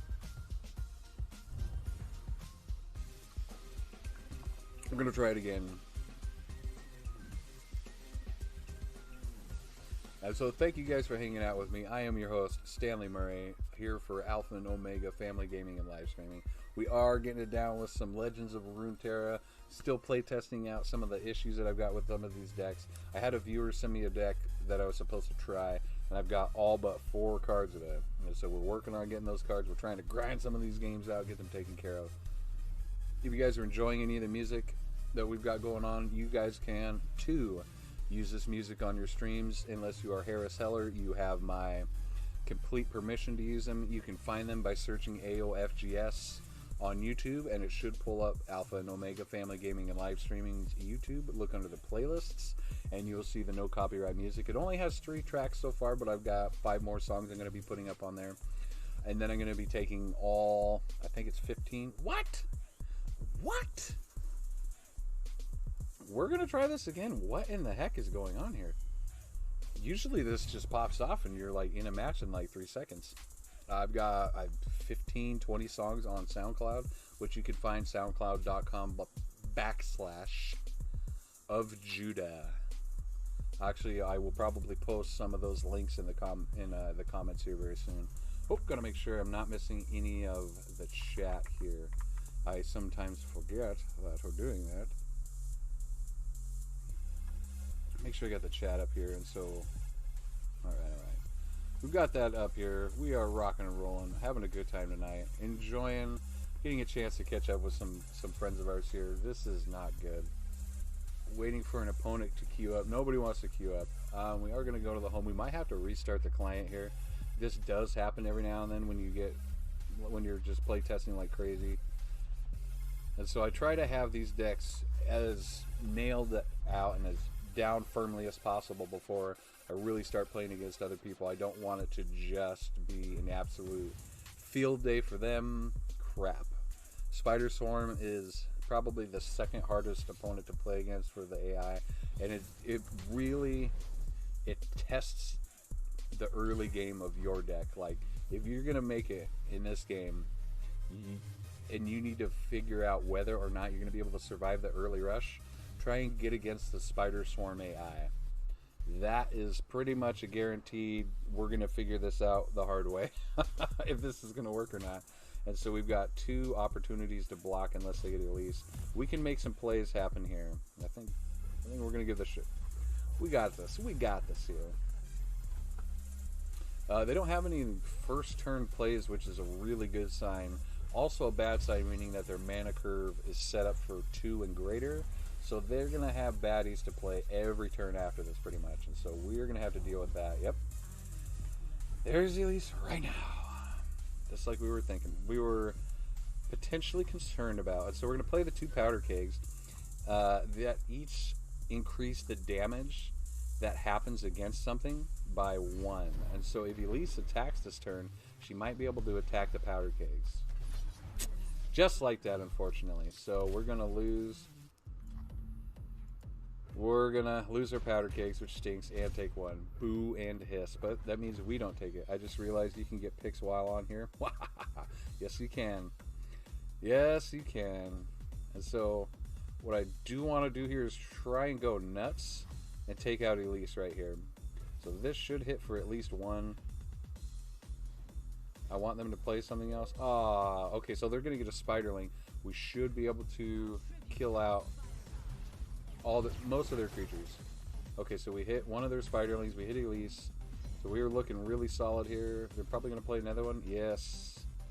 This is the rush down that I was talking about. You guys need to be careful about this. We're going to pop Elise for another 1. And so 2, 3, 4. We're going to take 5, right? This is turn 3, and we're going to take 5. This is very consistent whooping that they love to give. We're going to take 7. If we don't get some more answers here real quick, they're going to attack. It would be smart for them to attack before they played something else, but that's okay. We're going to play a Dreadweight Deckhand, which should leave us with 2 mana. That's going to create a powder keg, so that will give us another blocker. Uh-oh, uh-oh. Oh, they're going to stun one of the blockers. Ooh, is that the picture of the garden? Holy moly. Holy moly. Okay, so they are going absolutely nutso. So we need to take Elise out right now. I don't want to use the thermogenic beamer right now, but I need to. Then we're still going to take 5. So we're back to the original number. We're going to take 5. That hurts. And so they have played a lot out right now, and they only have 2 cards. They're going to have 3 cards in hand when it's my turn. So, I mean, this is going to be a fight to the death here. I only start getting larger and larger creatures, though. They do too, is one of the... And so we need to pretty much play them like crazy. Okay, hey guys, we might be going down in flames here. This is what happens when you're playing against it, and this is rough. We can swing right now, and hopefully they block, which will reduce the total amount of creatures. Oh, they didn't. They're gonna go for a big kill here. Hopefully we can stop it. Hopefully we can stop it. So we are gonna play pick a card. Pop that one back. We're gonna see what happens, guys. This is... Now you got him. I hope so, because this is... the pain that I was hoping to not. Okay, so I can't block a lot of this. I'm going to take 3, 4, 5. We're going to take 6. It hurts. We need answers like now. We need to draw these answers pretty much this next turn on our turn, or we're toast. We're going to see how it goes down. That's okay, though. Boom, boom. Oh my gosh, did we do it? Oh my gosh, did we do it? Dude. Cassandra, that is quite the garden you have. So we can take out these 2 fearsomes. That's going to net me another card. And we have... Oh. Okay, so they're going for it. They are really going for it.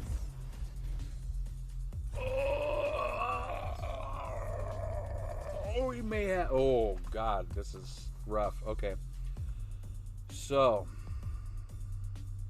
this is how I'm going to play this. Hired Gun will put vulnerable on the Scuttlegeist. We're going to cast the Dreadway Deckhand. It's going to create a barrel for us, so we have a potential of 3 blockers. We're going to Mystic Shot this guy. Oh man, that was scary actually. We don't have anything that can actually block the Scuttlegeist, now that I'm looking at this. So this is a rough position to be in. We could be at 2 or 3 health.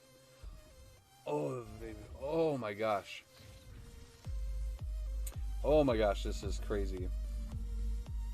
This is crazy. So we're gonna throw... Oh man, this is crazy. So we are gonna have to take the 5. We can block right here and trade across. And I can block right here. They have nothing in hand, so I'm going to take 6. I'm going to be at 2 health. Oh my gosh. Oh my gosh, this is very intense. I'm going to be playing the... I don't know how I'm going to deal with this. Yes, I do. Next turn, I will get the Dreadway. Oh, yes. And that'll draw Gangplank, and I have 3 mana left over. Okay, we might survive this. We might survive. Yes, we will survive. We will survive! Hey, hey! And so, I want to attack. I want to spend this.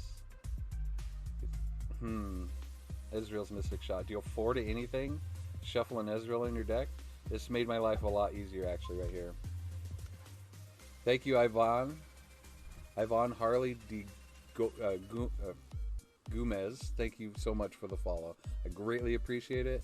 It's the people following and sharing this and liking it, and just, you guys are helping me out a lot. So thank you so much for the follow. I really appreciate it.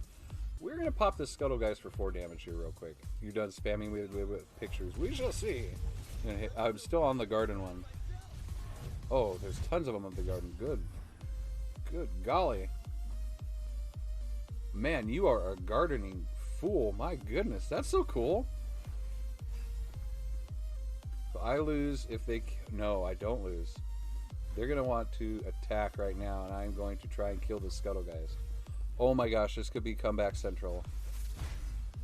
This could be Comeback Central.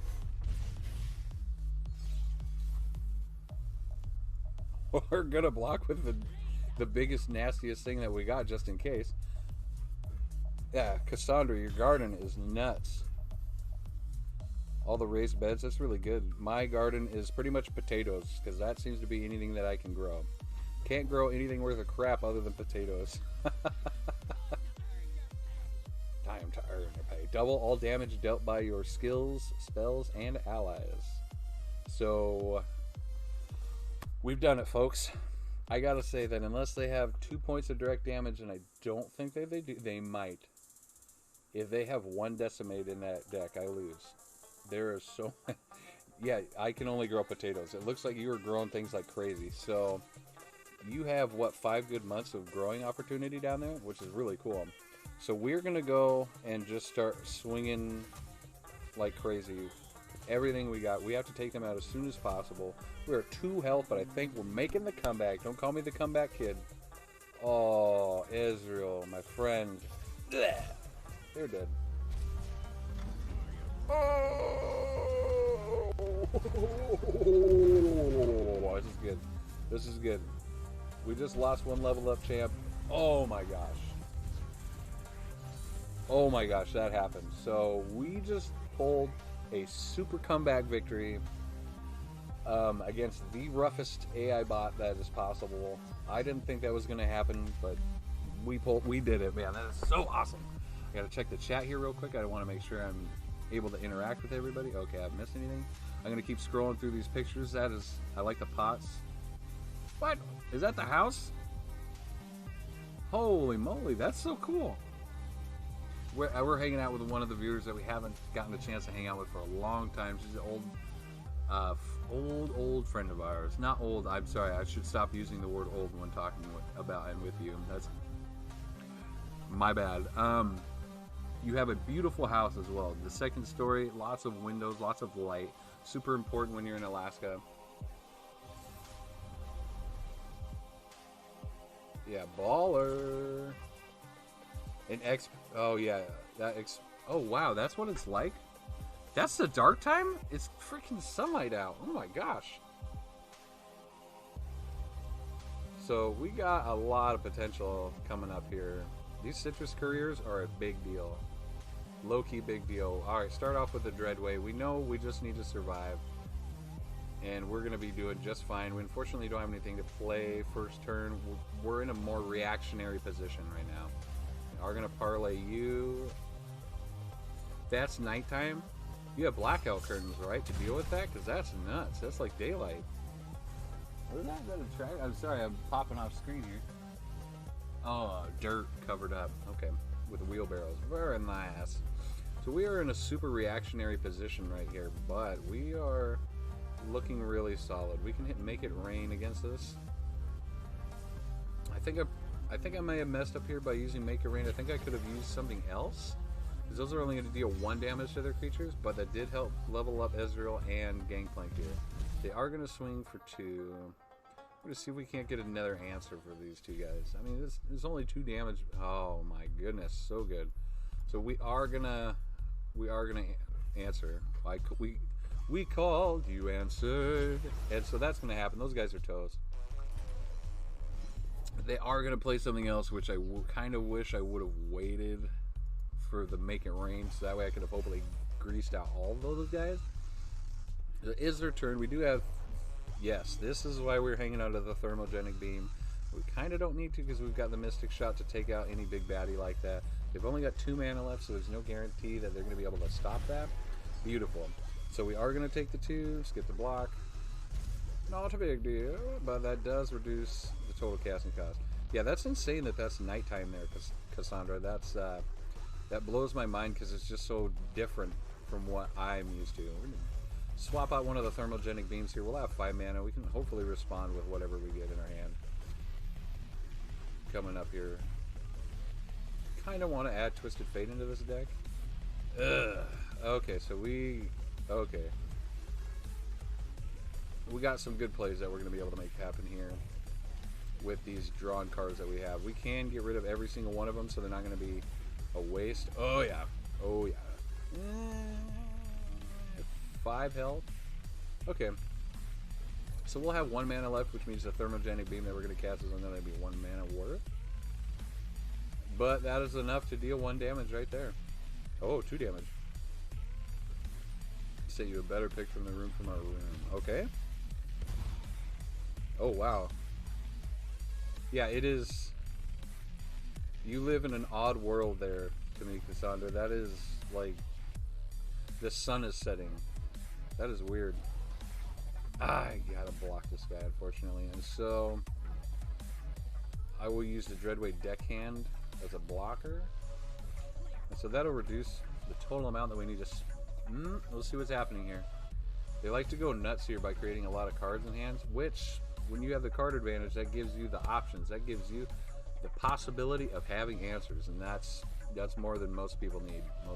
I'm coming to find out that seems to be what a lot of people need, is just answers. They just need answers, man! So here we go. We're popping it up here. We've got 2 Static Shocks. I mean, we're not in a bad position here. Kind of, oh no, we're not. Okay, so we're gonna do this and cantrip, which means draw a card off of a card we're playing. try and bait out some of the creature saving potential that they have in their hand, or they might have in their hand. Even though it's not going to kill them. Yeah, okay, so that gives us something. We have both of our champions leveled up, so it's going to be a pump stopping good time. We can now attack with this creature and it'll survive. And so we're going to attack, and then what we will be able to do after this is rally it. Ah, see, this is what I was looking for. This is what I was looking for. They're playing it out. So that means they're going to replay that creature. This scaled snapper is going to come back into play as a 2/5, and we can insta-grease him with a thermogenic beam. So one less thing to have to worry about. Because next time we're able to play, I think it's going to be 8 mana this time it opens up. Yes, 8 mana. And we are sitting pretty with the creatures that we have. You want to play Citrus Courier when it is your attack turn, unless you have more creatures on the board, or you have a way to optimize this guy, because rally, super important. Yes, goal. Thank you. That's a good meme you sent. Thank you.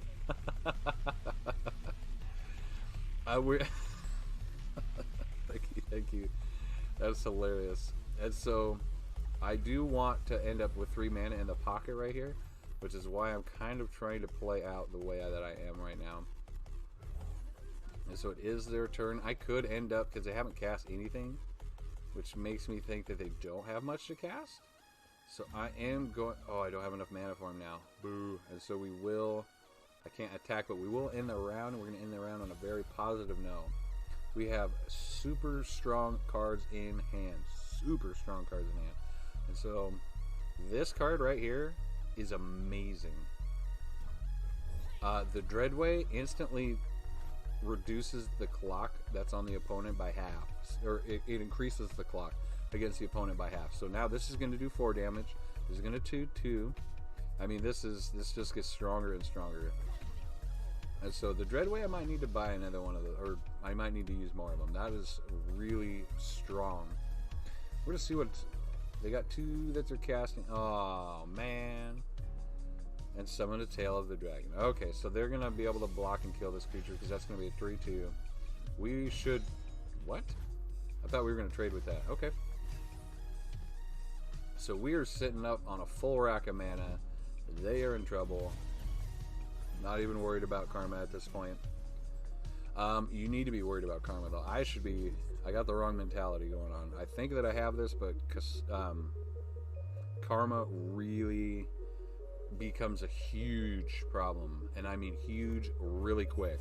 So we need to get Gangplank on the table. We need to have him making barrels so we can make our Static Shock really count here really quick, because we have to get rid of her. Her card advantage that she puts out, punks, it becomes a major problem really quickly. So unfortunately I will have to block this way, and hopefully this will be enough with the next barrel that we do. I mean, that'll bring her to 2. We're going to see what happens. Yeah, because she doubles when you play a card, cast it again on the same targets. So she's a doubling effect. We both have a doubling effect, right? And so I need to get rid of theirs as soon as possible, which is why they returned my Dreadway, or the Dreadway, back to my hand. I don't blame them for doing that. And so we're going to pass. Gangplank is going to make a barrel, and we're going to Static Shock. We can just parlay right now, which will force them to save karma. And we have Static Shock, so we're going to see what's going to happen. Give 2 allies barrier this one. Punk. So she'll survive that one.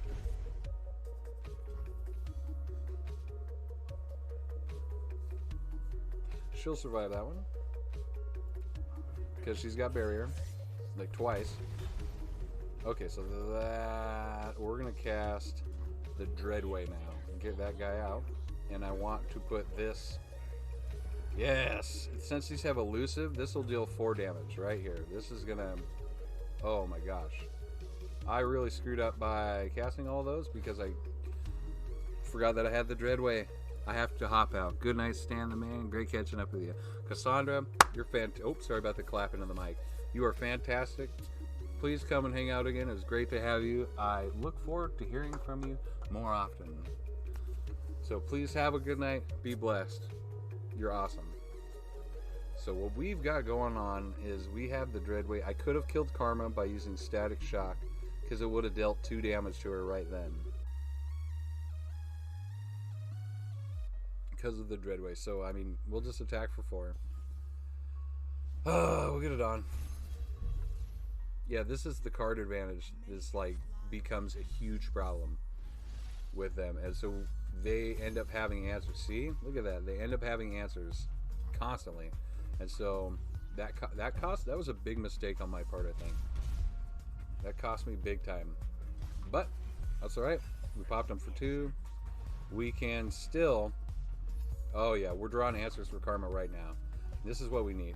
And so we're going to use this right now. Target Karma. Hopefully they don't have an answer, or we force them to use a bunch of answers. More of the barrier stuff. More of the barrier hacks. So that swaps. Those must be burst. So what we are going to do is... Yes. And we will target this guy to get rid of his barrier. That way we can block with our 1/1. We can get a fresh trade on there.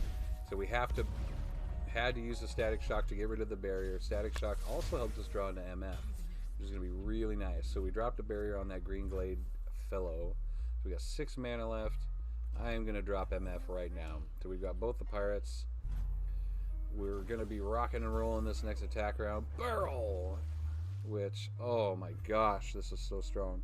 So we are sitting in a very good position, minus I could lose MF on my next attack. I want to put the Dreadway out because that just puts that's a huge threat on their part, right? So they passed, so it's our attack now. And we are going for it. They have to have answers or they're in trouble. And I am actually going to attack with the Dreadway and then hit this attack. We're going to see what happens, right? Oh my gosh, I didn't know how strong the barrel was with MF. That's so good, right? Bam. So strong. And nailed it! Yes! Alright, so Pirates pulled that out. That was kind of a tricky game right there. We've had a lot of fun people coming and swinging through here in the chat and hanging out with us on stream. I want to thank the viewers for hanging out with us, hanging out on stream, having a great time hanging out with you guys. This is always the best. I'm going to check and see who's on right now. Come what? Aw. So nobody's online. I'm going to keep playing against the AI right now. If you guys would like to play, if you would like to play against the streamer, totally awesome. Totally welcome. Go ahead and type in that AOFGS. And the numbers you need are NA1. I'll actually type that right here. Broadcast that out. AOFGS NA1. So I just put that in the chat. If you'd like a chance to play against the streamer, put that in there. I'm going to step outside here real quick, and I will be right back here. And then hopefully we'll have somebody who wants to play against the streamer, right? That'd be awesome. I'm going to hit that. Be right back. Thank you guys. Thank you.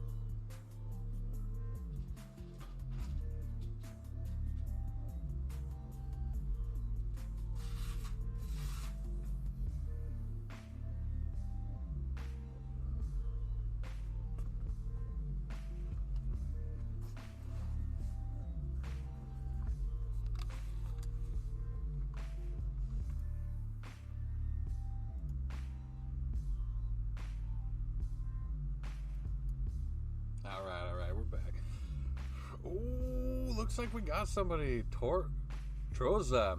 I would love. All right, I love getting a chance to play against the viewers here. So we're gonna see if we can't do the Insta challenge.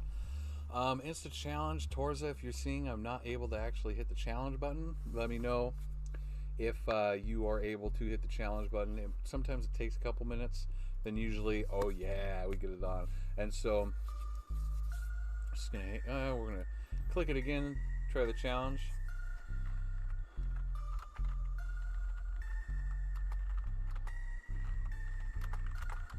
A few minutes. All right, all right. So just sent you a message. Want to make sure that you are in the loop just in case.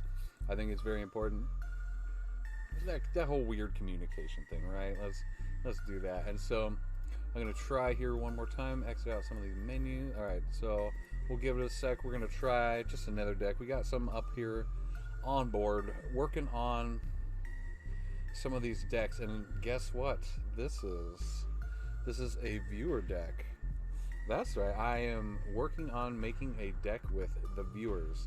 I think it's super important to get a chance to interact with the community, right? And I think one of the other things that's also super, super cool is going to be able to make a deck with the viewers.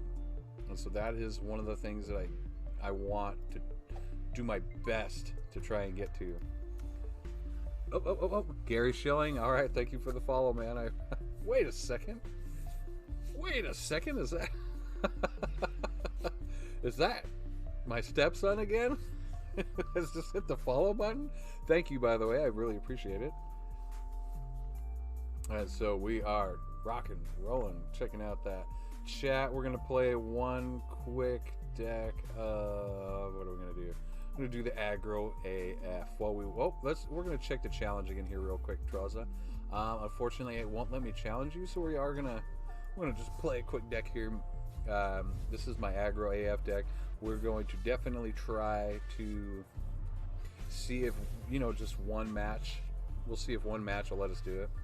And then if there's any decks that you see on my roster that you've got a chance to see, let me know, because I think that would be it'd be super important for you, the viewer, to get a chance to play against the deck that you want to play against. And so I've got a few that I've made up so far. If you are interested in playing against any of the decks that you see, let me know. All right, so we got Precious Pet out. They have the Zonai Urchin. I can swing and you can't. But we are going to hit that attack button and swing for 2 early game. That's what I'm talking about. So we are listening to some of my own homebrewed music that I've come up with.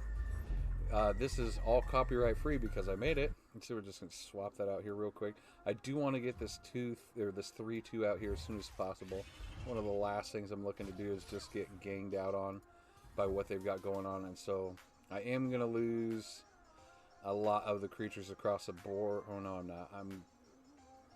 I am going to skip the block. I'll take the 2 right now. That's not a big deal to me. It might be later. You never want to take damage, right? It's never a good idea to take damage, but it's not a bad idea to kind of take some of that early damage, just so you can keep the necessary creatures out that you want on board. So what I am going to do is I'm going to attack with this 3-2 while they don't have anything to block with, and we're going to force them to respond with something out of their hand. Yep. Alrighty then, and they can respond now. So we are going to unfortunately lose one of the creatures that we were hoping to hang on to. Okay, so what we can do is I am going to be using Vile Feast on this Eager Apprentice. Get it out of the way. I kind of wanted to save it for the Arena Bookie, because Arena Bookie is a mean filter card that really helps you get to the meat of the deck that you're trying to play, right? And so I'm saving Guile for Draven. He should be coming out next round. Nope, there's the Arena Bookie that I'm just talking about, and I want to take him out as soon as possible. I got nothing really to do it with, though, this turn. So we are going to chump block with this little spiderling that we have, and if they don't kill it, I assume that they will try and kill it here, so we are going to hit the pass. Just kind of hang out because I don't want to lose any of these spiders yet. So they are putting me in an unfortunate position here, so I have 5 mana total, so I can still do this. Okay, so we'll use the Arachnoid Sentry we're going to stun this chopper because he's got Challenger, right? And we don't want to lose anything like unnecessarily. So we're gonna see what happens. Ugh, they are playing. They're a little hard out here. I'm gonna hit the OK button. We're gonna blitz this past. Probably end up taking. Okay, so we're going to block it out like this. I want to kill the arena bookie.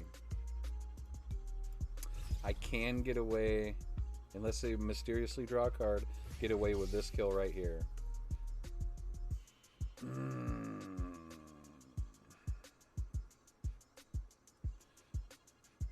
I will use Glimpse Beyond because I need answers, right? And so I think I'm going to be able to get the answers I need in the next upcoming cards here real quick.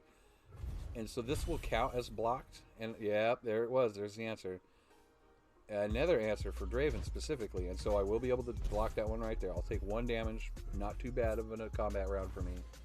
It is now my attack. We're going to see kind of what happens. And so I don't have anything with Fearsome on it, which is unfortunate. But we are going to do here. I kind of need to see what they want to do. I could use this guy to attack with, right? Which would help me clear the board.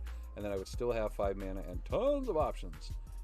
We're going to try and provoke him a little bit by using this on the arena bookie, which will give me sack material. This will give me a blocker for my little 1/1. Opponent's turn. Okay, the Eager Apprentice. So refill the spell mana. So they got 6 mana total. Huh. I think we're in a really good position. We're going to hit the pass on this one. It's going to come back to them. We just are drawing some nice fat. Okay, so they dropped a big creature kill card. I'm really excited that they do not have. We also have a potential to gain 6 health back here real quick. So I am going to drop Elise. Elise will help me against some of the 2/1s. I am going to lose, unfortunately, the Arachnoid Sentry on this little jaunt here. And so we are going to block it up like this, but I am going to use Glimpse Beyond on my little 1/1 here. Yes, because this would only make it a 2/1. Not so scary, but what I would do... What I'm not happy about is that he has something that has Challenger on it, right? So he'll be able to force Elise to block on the next attack round if I don't deal with him soon. So I could lose Elise. I could just block with this 1/1 right here and take 2. But it's not going to matter because... Well, will it? No, because he's got a 2 power. And so unfortunately, he'll still kill the Elise even after this block round, no matter how I block this out. But what I am looking to do is draw some answers, and this is looking really good for the Swarm potential coming up here very soon. We will be trading like all across the board here though, real hard, and so I am going. I think we can make this big time this round. Okay, so that might. Wish I would have drawn those. I wish the draw order would have been a little different, right? So they're gonna have to hit pass because they just attacked me. So they have no cards in hand. I'm sitting at 6 cards in hand, right? So the card advantage is mine. I think we're gonna go big time right here. We're gonna go big time right here. And so Brood Awakening, yeah, 6 mana. Its mana cost was raised in this last patch by 1. I think it's still got some serious primo potential, right? And so I think it's got primo potential, right? So we still have 4 mana left. We can really pump this up with the Frenzied Skitterer. When I'm summoned, give other spider allies. So I got to ditch one, unfortunately. I'm kind of sad about that. They have no way to block Elise because she's got Fearsome. And we're going to swing for the hills. Like this aggro AF deck is supposed to be super aggro, right? And you're supposed to give people a lot of problems in the first 5 levels, but some odd reason that didn't work out this time. And so this is going to work out really well. We're going to lose one of those thanks to this guy. He helped the swing of creatures really help. Elise is going to level up. Everything else is going to have Fearsome. They need something that's going to deal damage all across the board, or they're dead. Ooh, that's a good card to have. But unfortunately, what they don't have is any other cards left. They have a spinning axe, which they can't discard. So we have an answer to Draven right now. Draven can be an absolute nightmare, but no buts about it, right? They're toast. They are toast. And so we're, before they get a chance to really do much, right? One of the things I like to tell people is the best way to get your damage in on any turn that you're going to try and do is skip playing anything and just attack. Especially when you have an advantage like this. This is the game-winning advantages. We were able to outplay and kind of overrun. I guess overrun's the right word, but we were able to overrun their creatures, which is super helpful. And we had the answers because we were using the Glimpse Beyond, which gives us card advantage. I mean, drawing cards is really powerful in any game you play. And so here we go. We got 75, right? And so we're hoping that we have the chance to play against people. Troza, it might be a different server, that's why we can't challenge each other. Thanks for though. Oh no, Troza. We're gonna have to try again, Troza. I think I've been able to play against other people on different servers. I hope we get that chance. If you guys want a chance to play against the streamer or play with, because you'd be helping me, I do not mind losing. I think it's a very good thing to be able to be a gracious loser. So I'm going to throw my name out there in chat. That is my contact information for this game. If you would like to play with or against the streamer, please add me. I would love to get a chance to play with you guys. It would be so much fun to play against you guys, depending on how you want it. My chroma key is not doing me any favors right now. With my forehead. My green forehead, look at that. Oh. And so I scoot a little bit back. A little further back. And so looking for people to play with in this game. This has been super fun. I've got 20 years of Magic the Gathering experience, which is why you see some of my decks are crazy looking. I'm working on this Frostboar deck. I can't play it yet. I'm missing just a few cards from it, right? And so the cards that I am missing, some of the Trifarian Glory Seekers, which I could swap out for something else, but I kind of am hanging on to this. This is one of the decks that the viewers sent me the deck code for. So I want to try and I actually have those. I want to build this deck according to what the viewers would prefer. And so I am 5 cards away. Did I hold up the right amount? Yeah, I'm 5 cards. 5 cards away from getting this deck finished. It's 2 Sejuanis, and I believe it's I got the Assessors. It's just the Glory Seekers, right? And so I could totally swap them out. 5-1 for the Challenger, but can't block. I definitely got to say that that's going to make some serious plays. I really don't want to switch this deck up too much. I could make this able to be played like right now.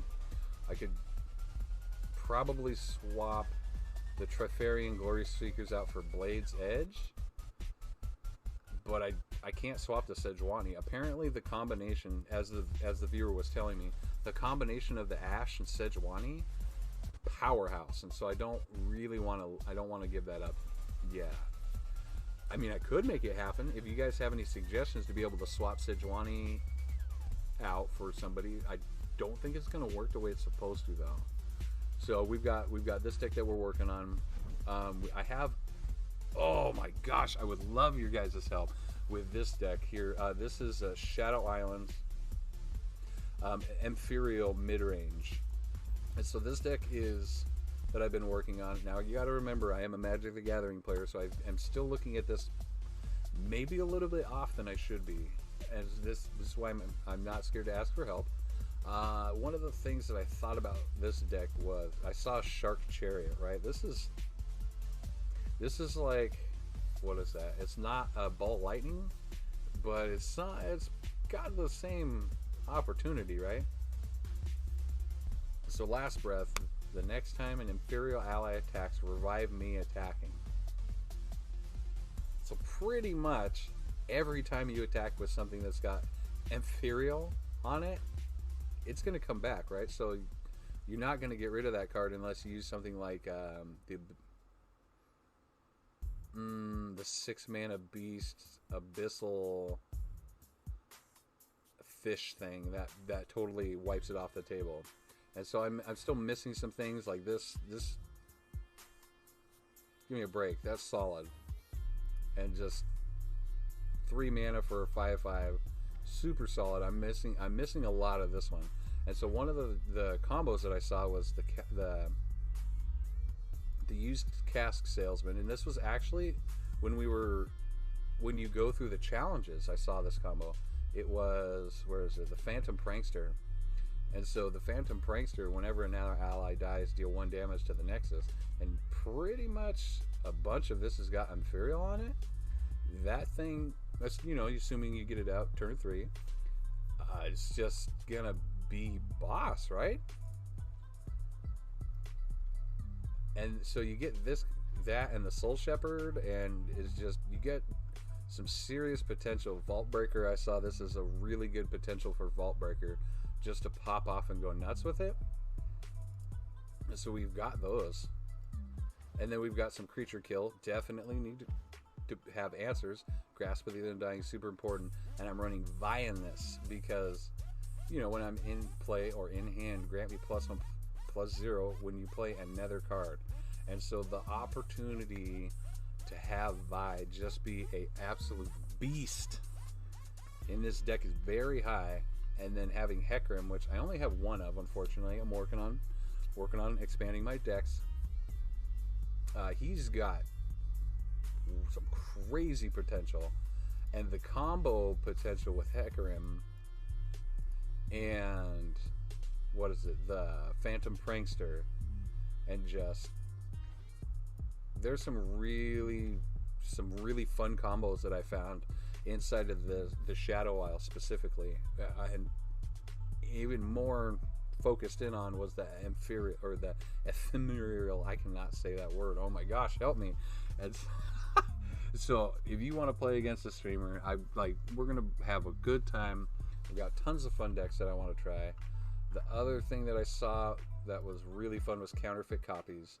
Pick a card in hand, shuffle 4 exact copies of them into your deck. I saw some serious potential with that, with things like Static Shock. So that would give me tons of creature kill. That would give me lots of cantripping, lots of draw, or just even, you know, any of this, like more Shark Chariots. Give me like that. I really think there's something with this card, and so I got a long way to go when it comes to this deck, but this is just one of the decks that I want to work on. And then the last one, I'll get back to playing here. I'm just excited to I'm actually excited to show these off, man. This is fun. One of the other ones that I want to do is I want to make a viewer deck. A deck with the viewers, so let's talk. What kind of ideas do you have? It's gotta, like, everything's gotta combo together. That's the only thing I'm gonna ask for everybody, is that it's gotta combo like crazy. The other deck that I'm working on is called Sloverwhelm. And then this one is yet another Demacia Freljord, but I played against this combo, and so I gotta shout out to Come on What is one of the viewers that I was playing against, and I saw this, but he was using Noxus Bilgewater, and I thought, I bet I could make this a little crazier with Freljord and Noxus.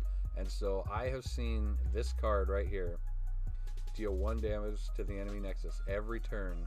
And then I saw it combo with Swain. I have seen how brutal Swain can be when used correctly. And so mad shout out to Come On What.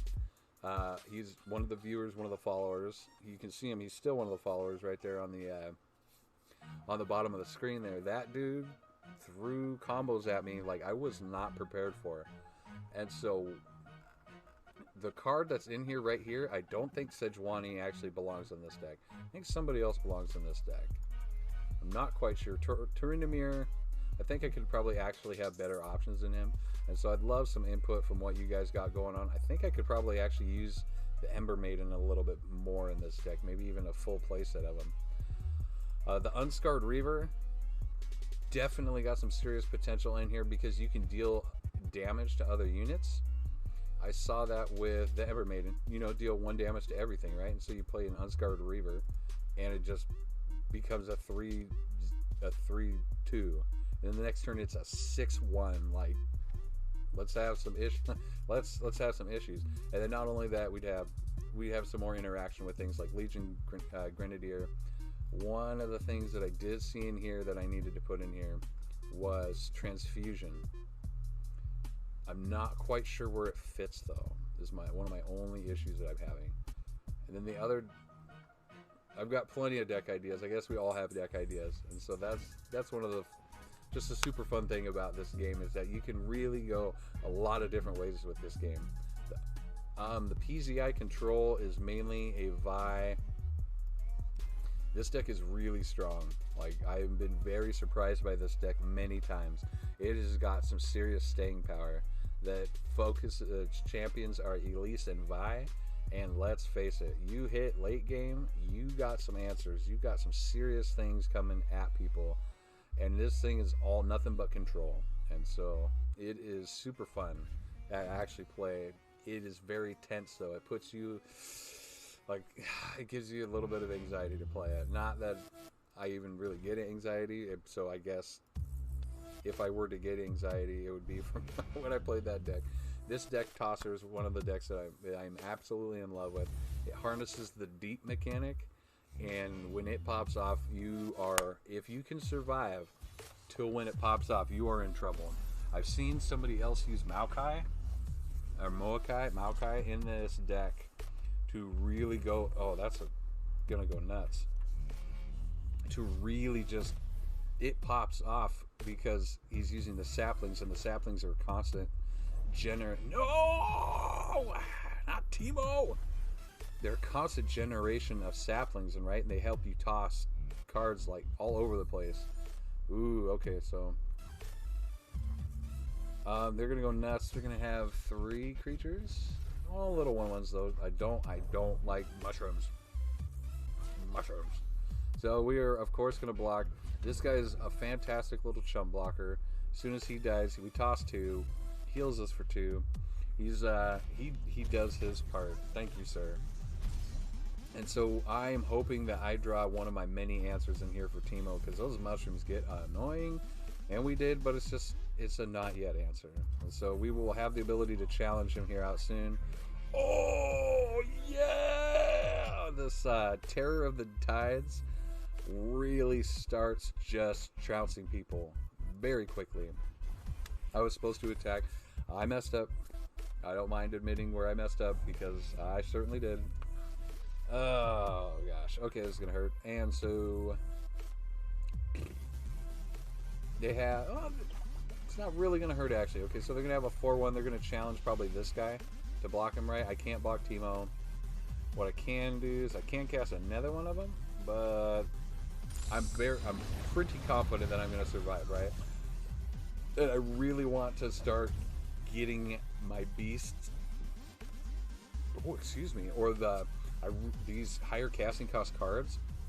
These are what are going to win it for me. As soon as I hit deep, I am 16 away though, which is not a good sign. We have a ton of cards in here that will help me get really close to the goal, but I'm not quite there yet, and I actually want to save my mana because this is going to wipe their whole board. So we're going to let them play it out. I'll throw out another Thorny Toad, right? It's not wise to just say, I'm going to take a lot of damage and be fine. It's not a good idea. So what we are going to do, we will trade right across there, which is good for me. Good. Oh, we can actually trade well along. I'm going to save this guy back because I want to kill Teemo. Even though I actually have answers for this. So we're going to block like this. We'll take 2. Not too bad. Ooh, okay, Rummage. I want to use Rummage. I think that we could really break the card Rummage, but I'm going to need the viewers' help, because my ideas will only get me so far.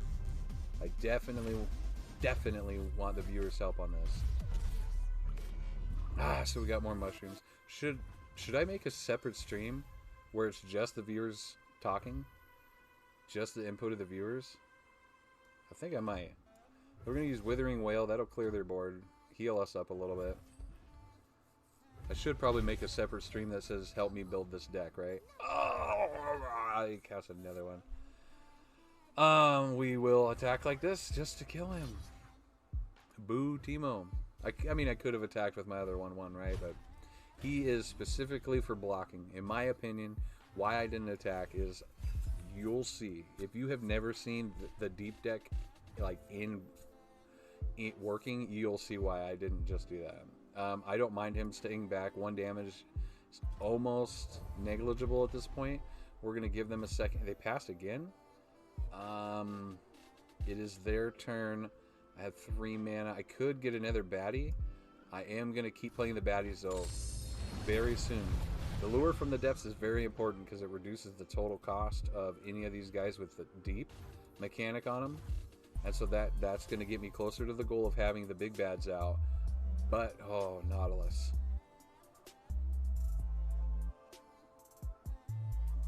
We are just going to straight attack right now for 5.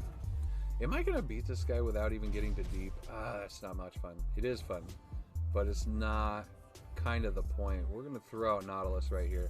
Nautilus ends up becoming the target of a ton of CC, just a ton of stuff.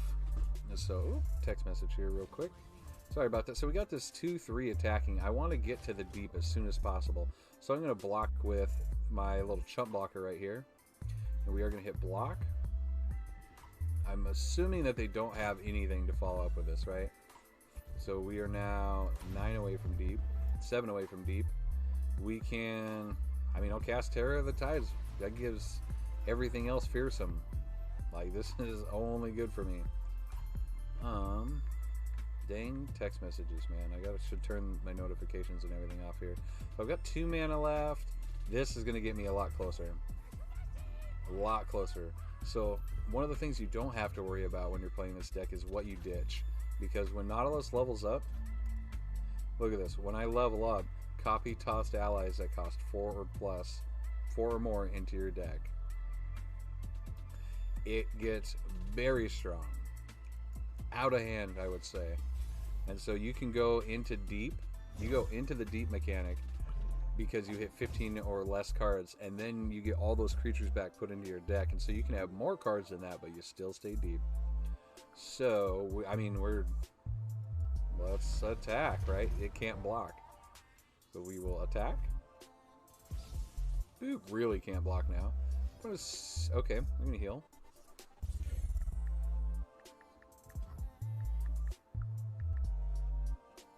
And hit the remember, hit the okay. Sorry about that, folks. Remember me. Oh, look at that. Okay, so you back up to a 1. All right. These guys I almost specifically save for their dangerous creatures. Like, they play something that I gotta get rid of, typically a champion, and it becomes even more devastating to them when... Oh, I drew another one. This is game. I didn't even get deep. Love it when you get the chance to get deep. Look at this. Oh my gosh. And so we'll block it up. Lose anything that's not going to have fearsome on it, right? This should trade right across. What? How dare you?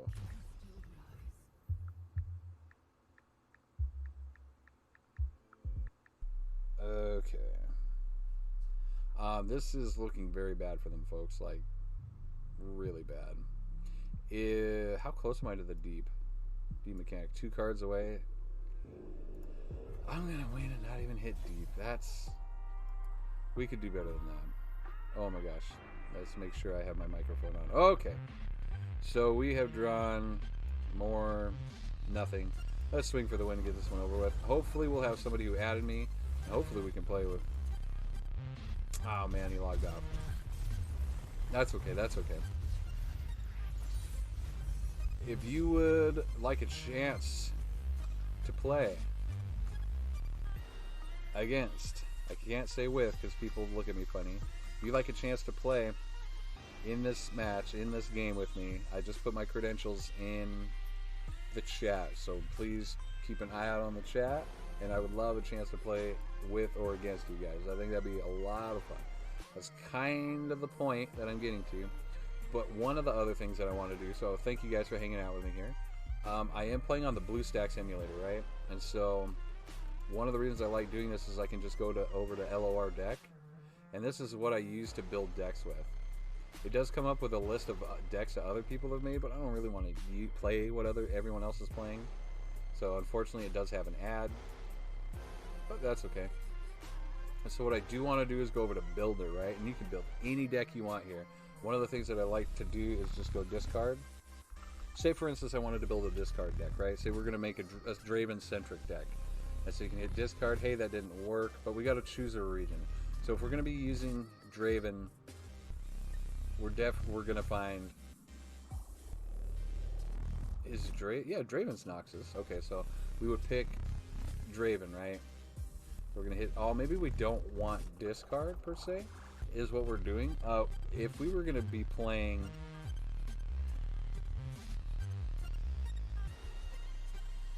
We would probably want this guy in our deck, right? One of the other things that we're going to want to do is type Draven. Of course, we want Draven in here. And so he comes into play or strike, create a spinning axe in hand, and we can pop those spinning axes. And so you're able to touch and hold the picture. I'm able to do that with my mouse, but if you're using this on your phone, you're able to just kind of, whoa, just move him over, come on. There we go. So create 2 spinning axes in hand, right? He'll get absolutely nuts. So to play, discard 1 card, and we'll give an ally +1/+0 this round. So I'm trying to think of a way to make this guy absolutely nuts. I'm trying to think of a way to really pop Draven off. But if you're going to have 2 spinning axes in hand, you're going to be like ditching some serious cards to be able to play this. 2 play, discard 1. How do we get cards back in our hand? And so that's a question I'm going to pose to you viewers here. I want to build a deck that uses Draven. How do we really incorporate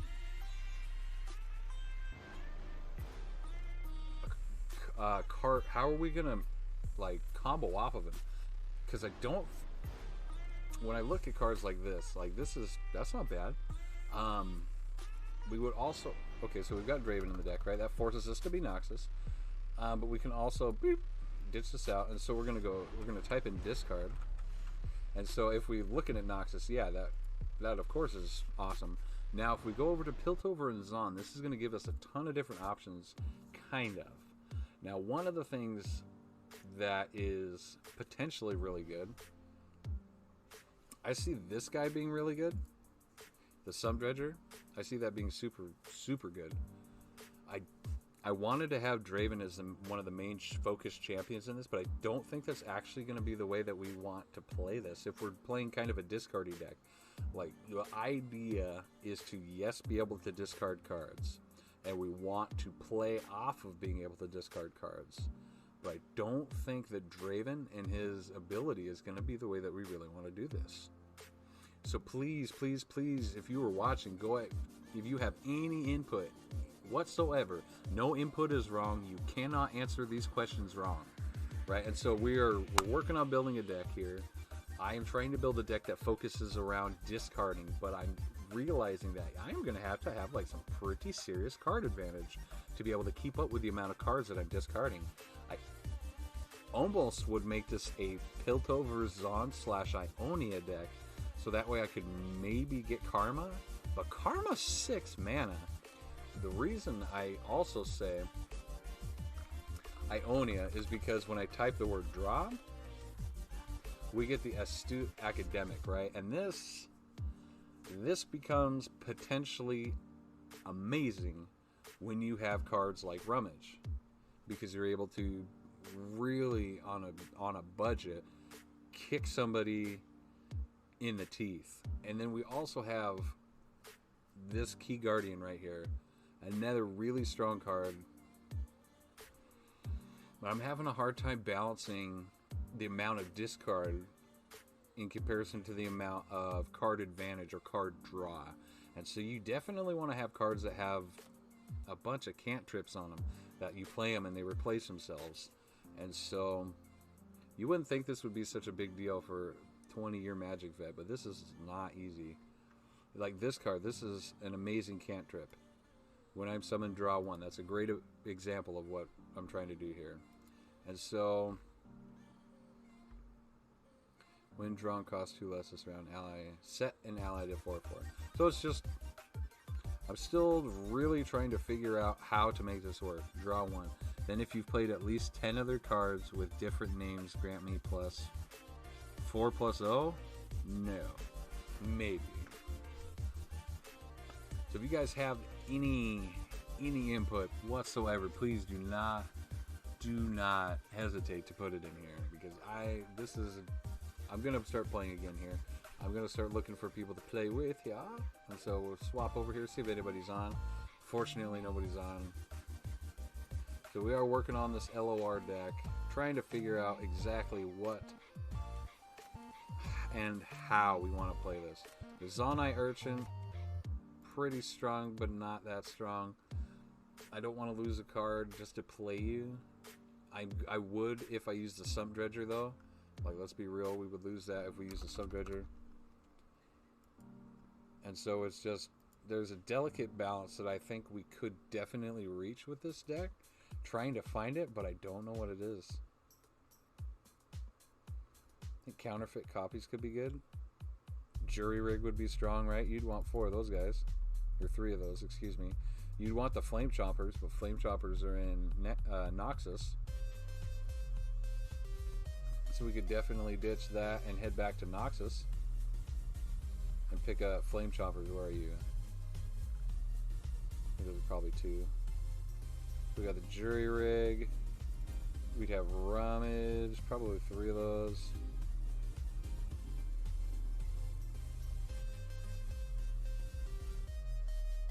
Probably would want to run the counterfeit copies. I'd probably run 2 of those.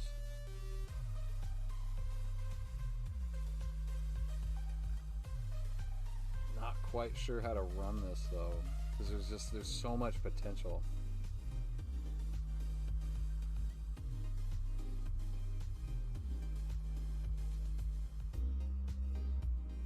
This could be potentially really good for its creation ability. We could do the Triferian Glory Seeker, because that would actually be really strong. Create a random 2 card cost in hand. It costs 0 this round. Create in hand an exact copy of the random spell from the enemy's deck. Like that could be cool. That's actually something that would put cards in our hand. That's not a bad idea. And so we would definitely want the Flame Chompers, right? So when I'm discarded, summon me. That would be fantastic, and we are looking for discard. I'm not looking to make it happen with Draven. I think Draven is too aggressive with the discard, unfortunately.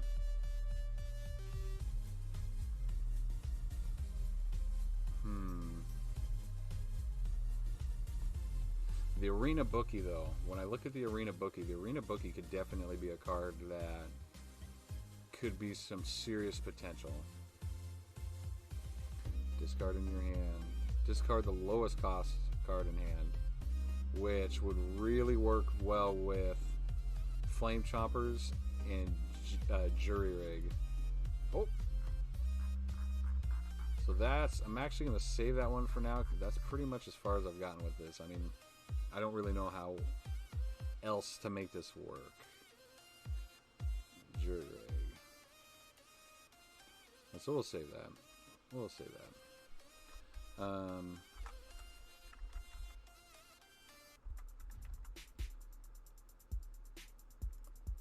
And so we move over to the decks that I have. I've got my decks. I've got a ton of different things going on here. And so if you guys are interested in building decks that you don't have to have any, Skrilla involved in the game, please let me know. We are going to swap back over to Legends of Runeterra. We're going to move from just making the decks to popping back over to the game here. And so I am hoping that we get a chance to play against some of the viewers. I am going to put my info back in the chat here. Back in the chat. So hit that copy, hit that paste. Oh, except we'll put the whole thing in there. All right, all right. So thank you guys for hanging out with us here. We're loading this game back up here. Gonna have a good time. Probably gonna play a little bit more tosser, a little bit more kegs, maybe some aggro AF. That deck is pretty hairy. What I do have in store right now is we are gonna be playing. Oh, I did say it's in the description. We're gonna play toss, so we are gonna play some more toss. But I do. Oh, and Scout Banner. Scout Banner has got some crazy in one turn play potential. All of a sudden your health's gone, but you can also fall flat on your face with it. Like, I understand. Oh, Spider Swarm. This is all right. So we're doing it. Spider Swarm is the meanest AI deck that they have. Ooh, thank you, double MF in hand.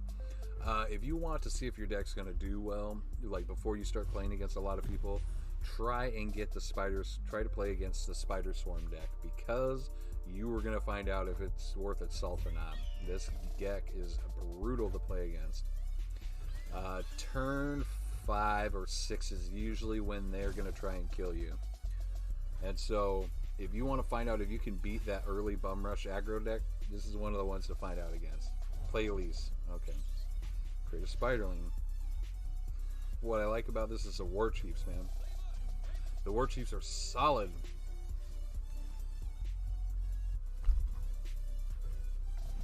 So block the War, or stun the War Chief, sure. And we will of course block the 2/2, and we will trade straight across. I don't mind that. I'll take one. Not too bad. We will hit the pass, and so I like to attack before I really play out anything else, right? They have a 1/1.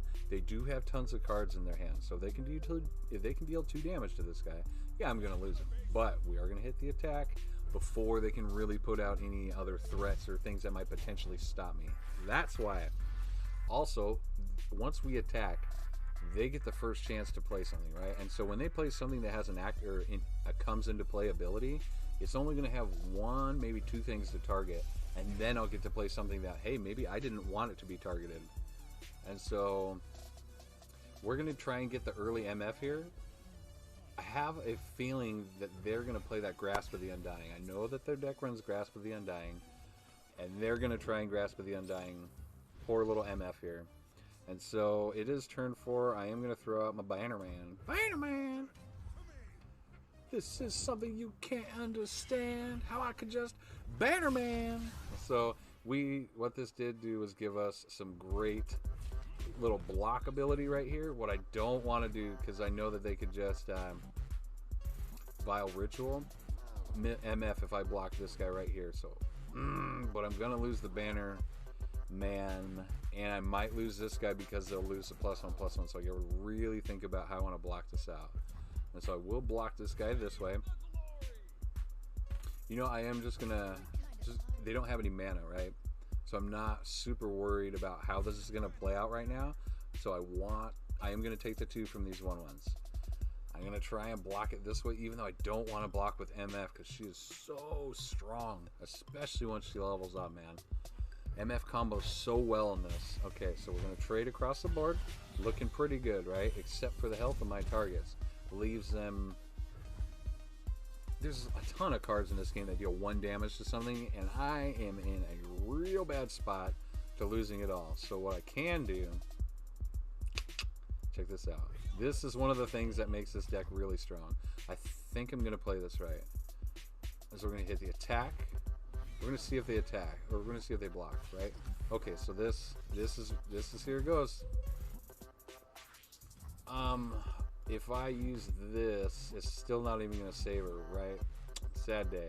If I knew that the Grasp of the Undying was coming out, super sad day. I am going to cast Tough and hopefully try and save these guys. The other 2, and so we'll let this all play out. Oh, okay, so this worked out. I didn't even need to cast Tough. I thought when MF died that she would have lost her ability to make that activated effect go away. So that's me still learning this game a little bit. I can't play the Laurent Protege. I think I will, because the Challenger ability is going to be super helpful. Gives me a nice fresh blocker as well. What I could have done is just swung for another 6. But this is what I was waiting for, was something else crazy like this. And so Elise came into play. I'm going to cast a Bannerman. I know, yes, I could have cast Cytheria the Bold, but I want to wait just a second on this. I want to see what kind of sneaky little tricks they're going to try and do. I am going to use single combat right now and use this 3-5 against Elise, because Elise is someone I don't want on the board. I got to get rid of her right now. Boop. You know what? I think I messed up yet again. I should have played Cytheria the Bold, because what that would have allowed me to do would be next turn play the Bannerman and then rally. It's important that you guys call me out on this stuff too, man, so that way I can learn to get better. I think I could have just won this next turn. That's alright. So I am going to sacrifice this guy right here, and we'll hit the block. They should trade across unless they got some 2 mana cost tricks. And now I'm sitting... So I'm sitting at the win right here. Unless they can... Oh, man. I want to win this right here. So we're going to see if we can, right? We're going to hit attack. 4, 5, 6, 7, 8, 9, 10. So that's going to hit for 10. And it's going to be the opponent's turn, right? What are you going to play? They got nothing. This is how you know this is solid. Don't even need to play these other 2 baddies in my hand, right? So we're going to hit rally. Opponent's turn. They don't do anything. There's no response. We just won. We just... oh, that's so nice. That's so nice. So the ability to rally, super clutch in this game. Anytime I can put it in any of my decks, I'm going to, because just that follow-up ability, that follow-up second attack, like, it stops the opponent from getting that other opportunity to be able to maybe crush you. How many times... Alright, so anybody who's watching right now, how many times does it come down to where you think you're going to win and the opponent wins on the next turn? How many times would you like to have a card that has rally on it? Go ahead, no, do me a favor, put it down in the chat. Tell me how many times you guys have been playing games where it comes out to whoever, like, you wish you could have got one more attack round. I think it's really important. And so I'd like to say that rally is a super potentially... I can't even say it. It's game changing. You can win. It can be sometimes a win more card, but there's nothing wrong with winning more because you already won, right? But it also gives you the ability to, like, come back, just some crazy comebacks from behind. This is a pretty good mana curve. I'll take right there. If you guys are enjoying any of the music that you guys are listening to tonight, let me know, because guess what? I made it, and I made it for streamers. We are gonna throw out the Fleetwood tracker right here. Hopefully they play something else, right? Lonely Poro. And we are gonna attack, because that Lonely Poro becomes an issue every time somebody plays it. They're able to... Oh, they didn't. I passed. Oh no, I screwed up and passed. And so we do have single combat. Single combat is very good for taking out low health champions. So I am going to actually swap over here real quick. So this is no copyright. Still, we're just going to pause it up. Slow it up a little bit. So we are sitting at... We don't really have much that we can do, right? So we're sitting at the 2 mana. They've got 2 creatures, which is unfortunate because they've got one with quick strike. So I didn't attack like a fool. So we are going to hit the pass button. Yeah, we'll skip the block. We'll take the 2.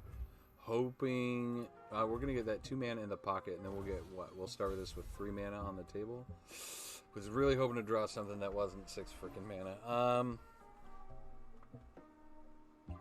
You know, I could single combat this round with tough, but I don't think that's going to get me where you know what I think it is? I actually think it's going to be where I want to be. So that's fast, and this is burst. So I'm going to start it off like this, right? Pick an ally. Pick this Poro and then cast this burst, and hopefully they don't have a way to respond it. We'll hit OK. Opponent's turn.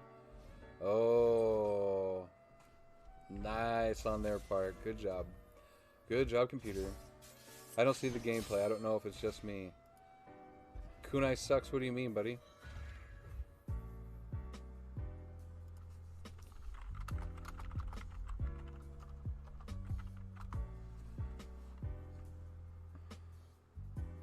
Oh, that was a huge waste right there on my part. I had no idea that they were going to frostbite that, so that is very painful. I only see black. What?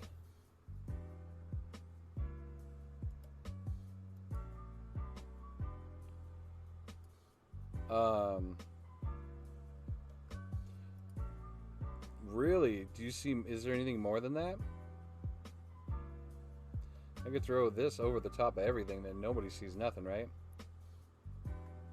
Let me know what you see now. Alright, so we're at 4 mana. We're sitting in a pretty interesting position. So this will throw that up to... Sitting in a very, very interesting position. Not a good one either, because they're going to hit like a freight train. They're going to hit us for 6. I think we're going to be able to come back. You can hear everything, but you can't see anything. I only see black. Can you see it now? I have this over the top of everything. I only see black. That would explain why I'm not seeing any or getting very good viewers response tonight. We will play the bannerman because I mean, what else are we gonna do? Pump this guy up here. We need to come up with some serious answers here. I really feel like I screwed the pooch. Still nothing. Oh man. Okay. Hey, Kunai sucks. I might need to end the stream and restart it here. So hang tight. I am going to end the stream here. Thank you guys for hanging out. End the stream and restart.